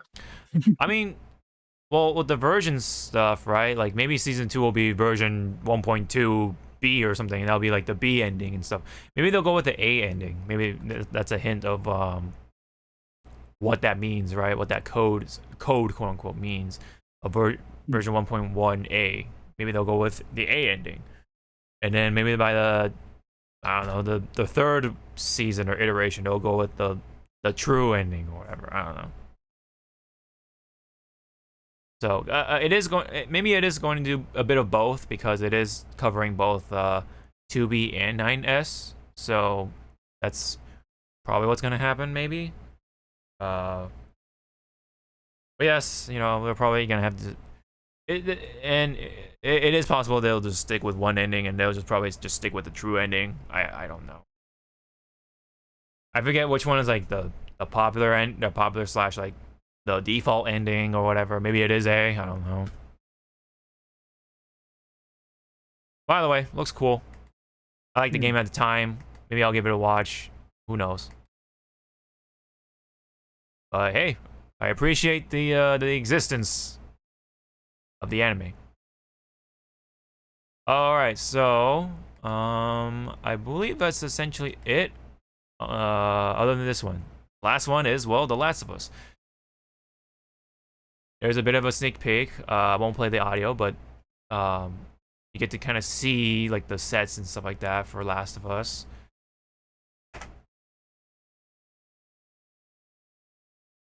I'm not sure when exactly this is like taking place. This could be between 1 and 2, or this just could be 1. You know, with different story stuff in there. I'm not too sure.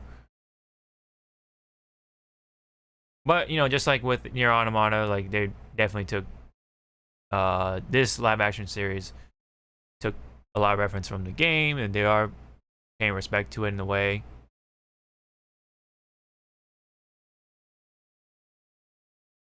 Pedro Pascal with you know, being Joel, right?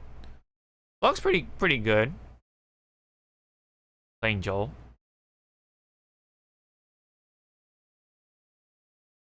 And of course, something happened. Uh-oh. Yes. We did it, chat. Uh-oh. Right at the end too. That's kind of weird. I thought I had all that ironed out. Not sure why. Whoa. We win.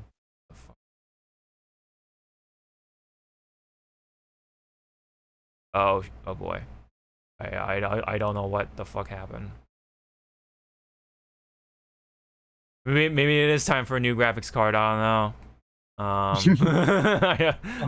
not too sure why is it happening now.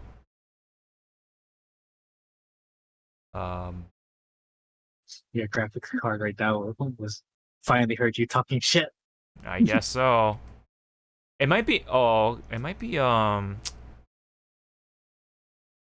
the fuck? Might be Discord. I'm not too sure.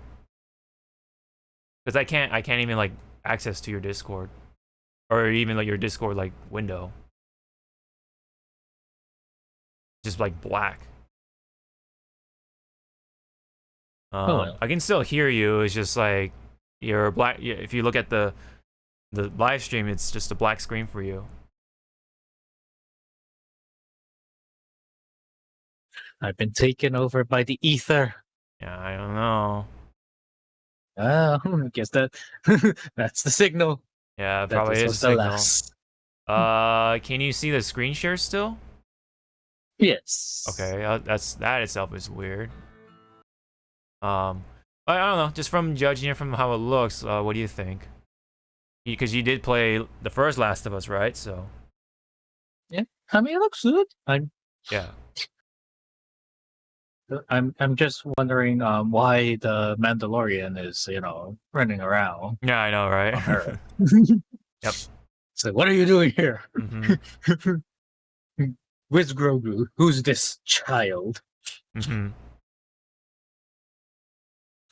Maybe if I switch up the screen, or refresh the, what do you call the split? Oh, maybe it have to do with my my Switch box. Okay, maybe that could be a factor. Cause now I see everything.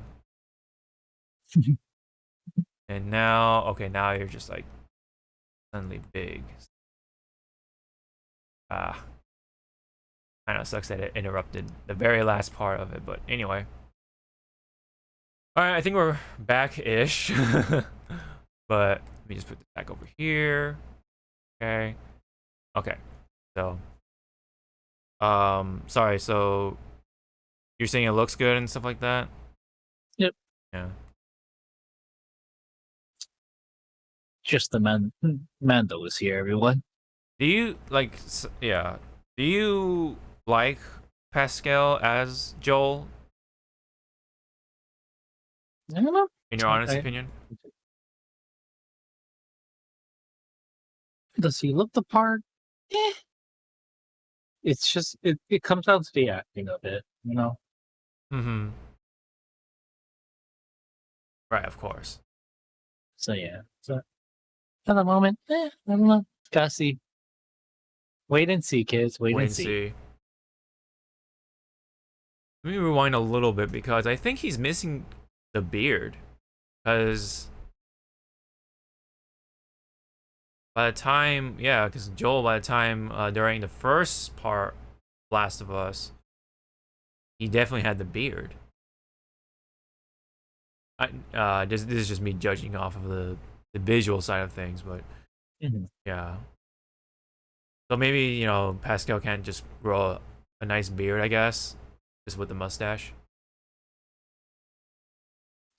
It's still more or less like the Pascal facial hair that we've seen like throughout his roles, like with the exception of like Wonder Woman because he's shaved, he's a clean shaven man, but with here, he doesn't have that big scruffy beard. He has a mustache, but he doesn't have that big scruffy beard. Maybe later on he will, and maybe it's just like maybe he will have it at some point, and this is just all part of the early part of the game or early part of the story. I don't know.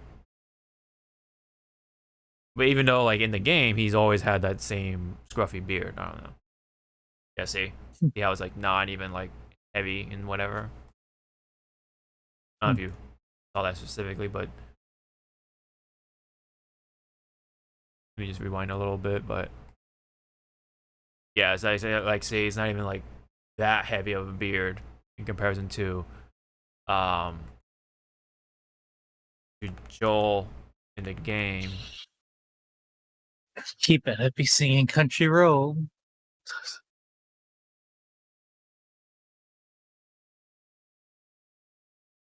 Call Country Road. Take him home. Yeah, pretty much like that's the beard, right? That's what he had, you know.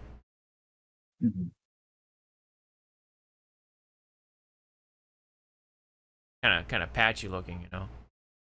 Yeah. But here, that's a full beard, right? Like in the game, it's a full beard. But you know, minor cosmetic, I guess, overlook, I guess, because you know, probably just can't grow a big, scruffy beard by the time. I don't know. Then again, it could be an age thing. It could be a time thing. Like it could be at one point he does have a big beard. I don't know. Yeah. We didn't hit the time skip episode yet. Yeah. So that is essentially it. Well, would I go out my way to watch it? Maybe we'll see. Maybe I'll give it like a couple episodes, and then we'll see if it's like really good. Maybe I'll stick to it. If not, then that's that. That is essentially it from me. I don't know if you have anything else to add. I think we're pretty good, right? Yeah, be good. Okay. That is essentially it for 206. We mostly had a good episode until that little mishap that happened. Luckily, everything is still running, so I think that's the worst of it wasn't that bad. So, anyways, thank you so much for tuning in for 206. It was always fun to have you guys, and hopefully we see you all in the next one. We'll be sure to try and see if there is news next week for gaming. Yep. Either way, we really appreciate for your time, and hopefully you guys can take care, stay safe, and we will see you in the next episode. Bye bye.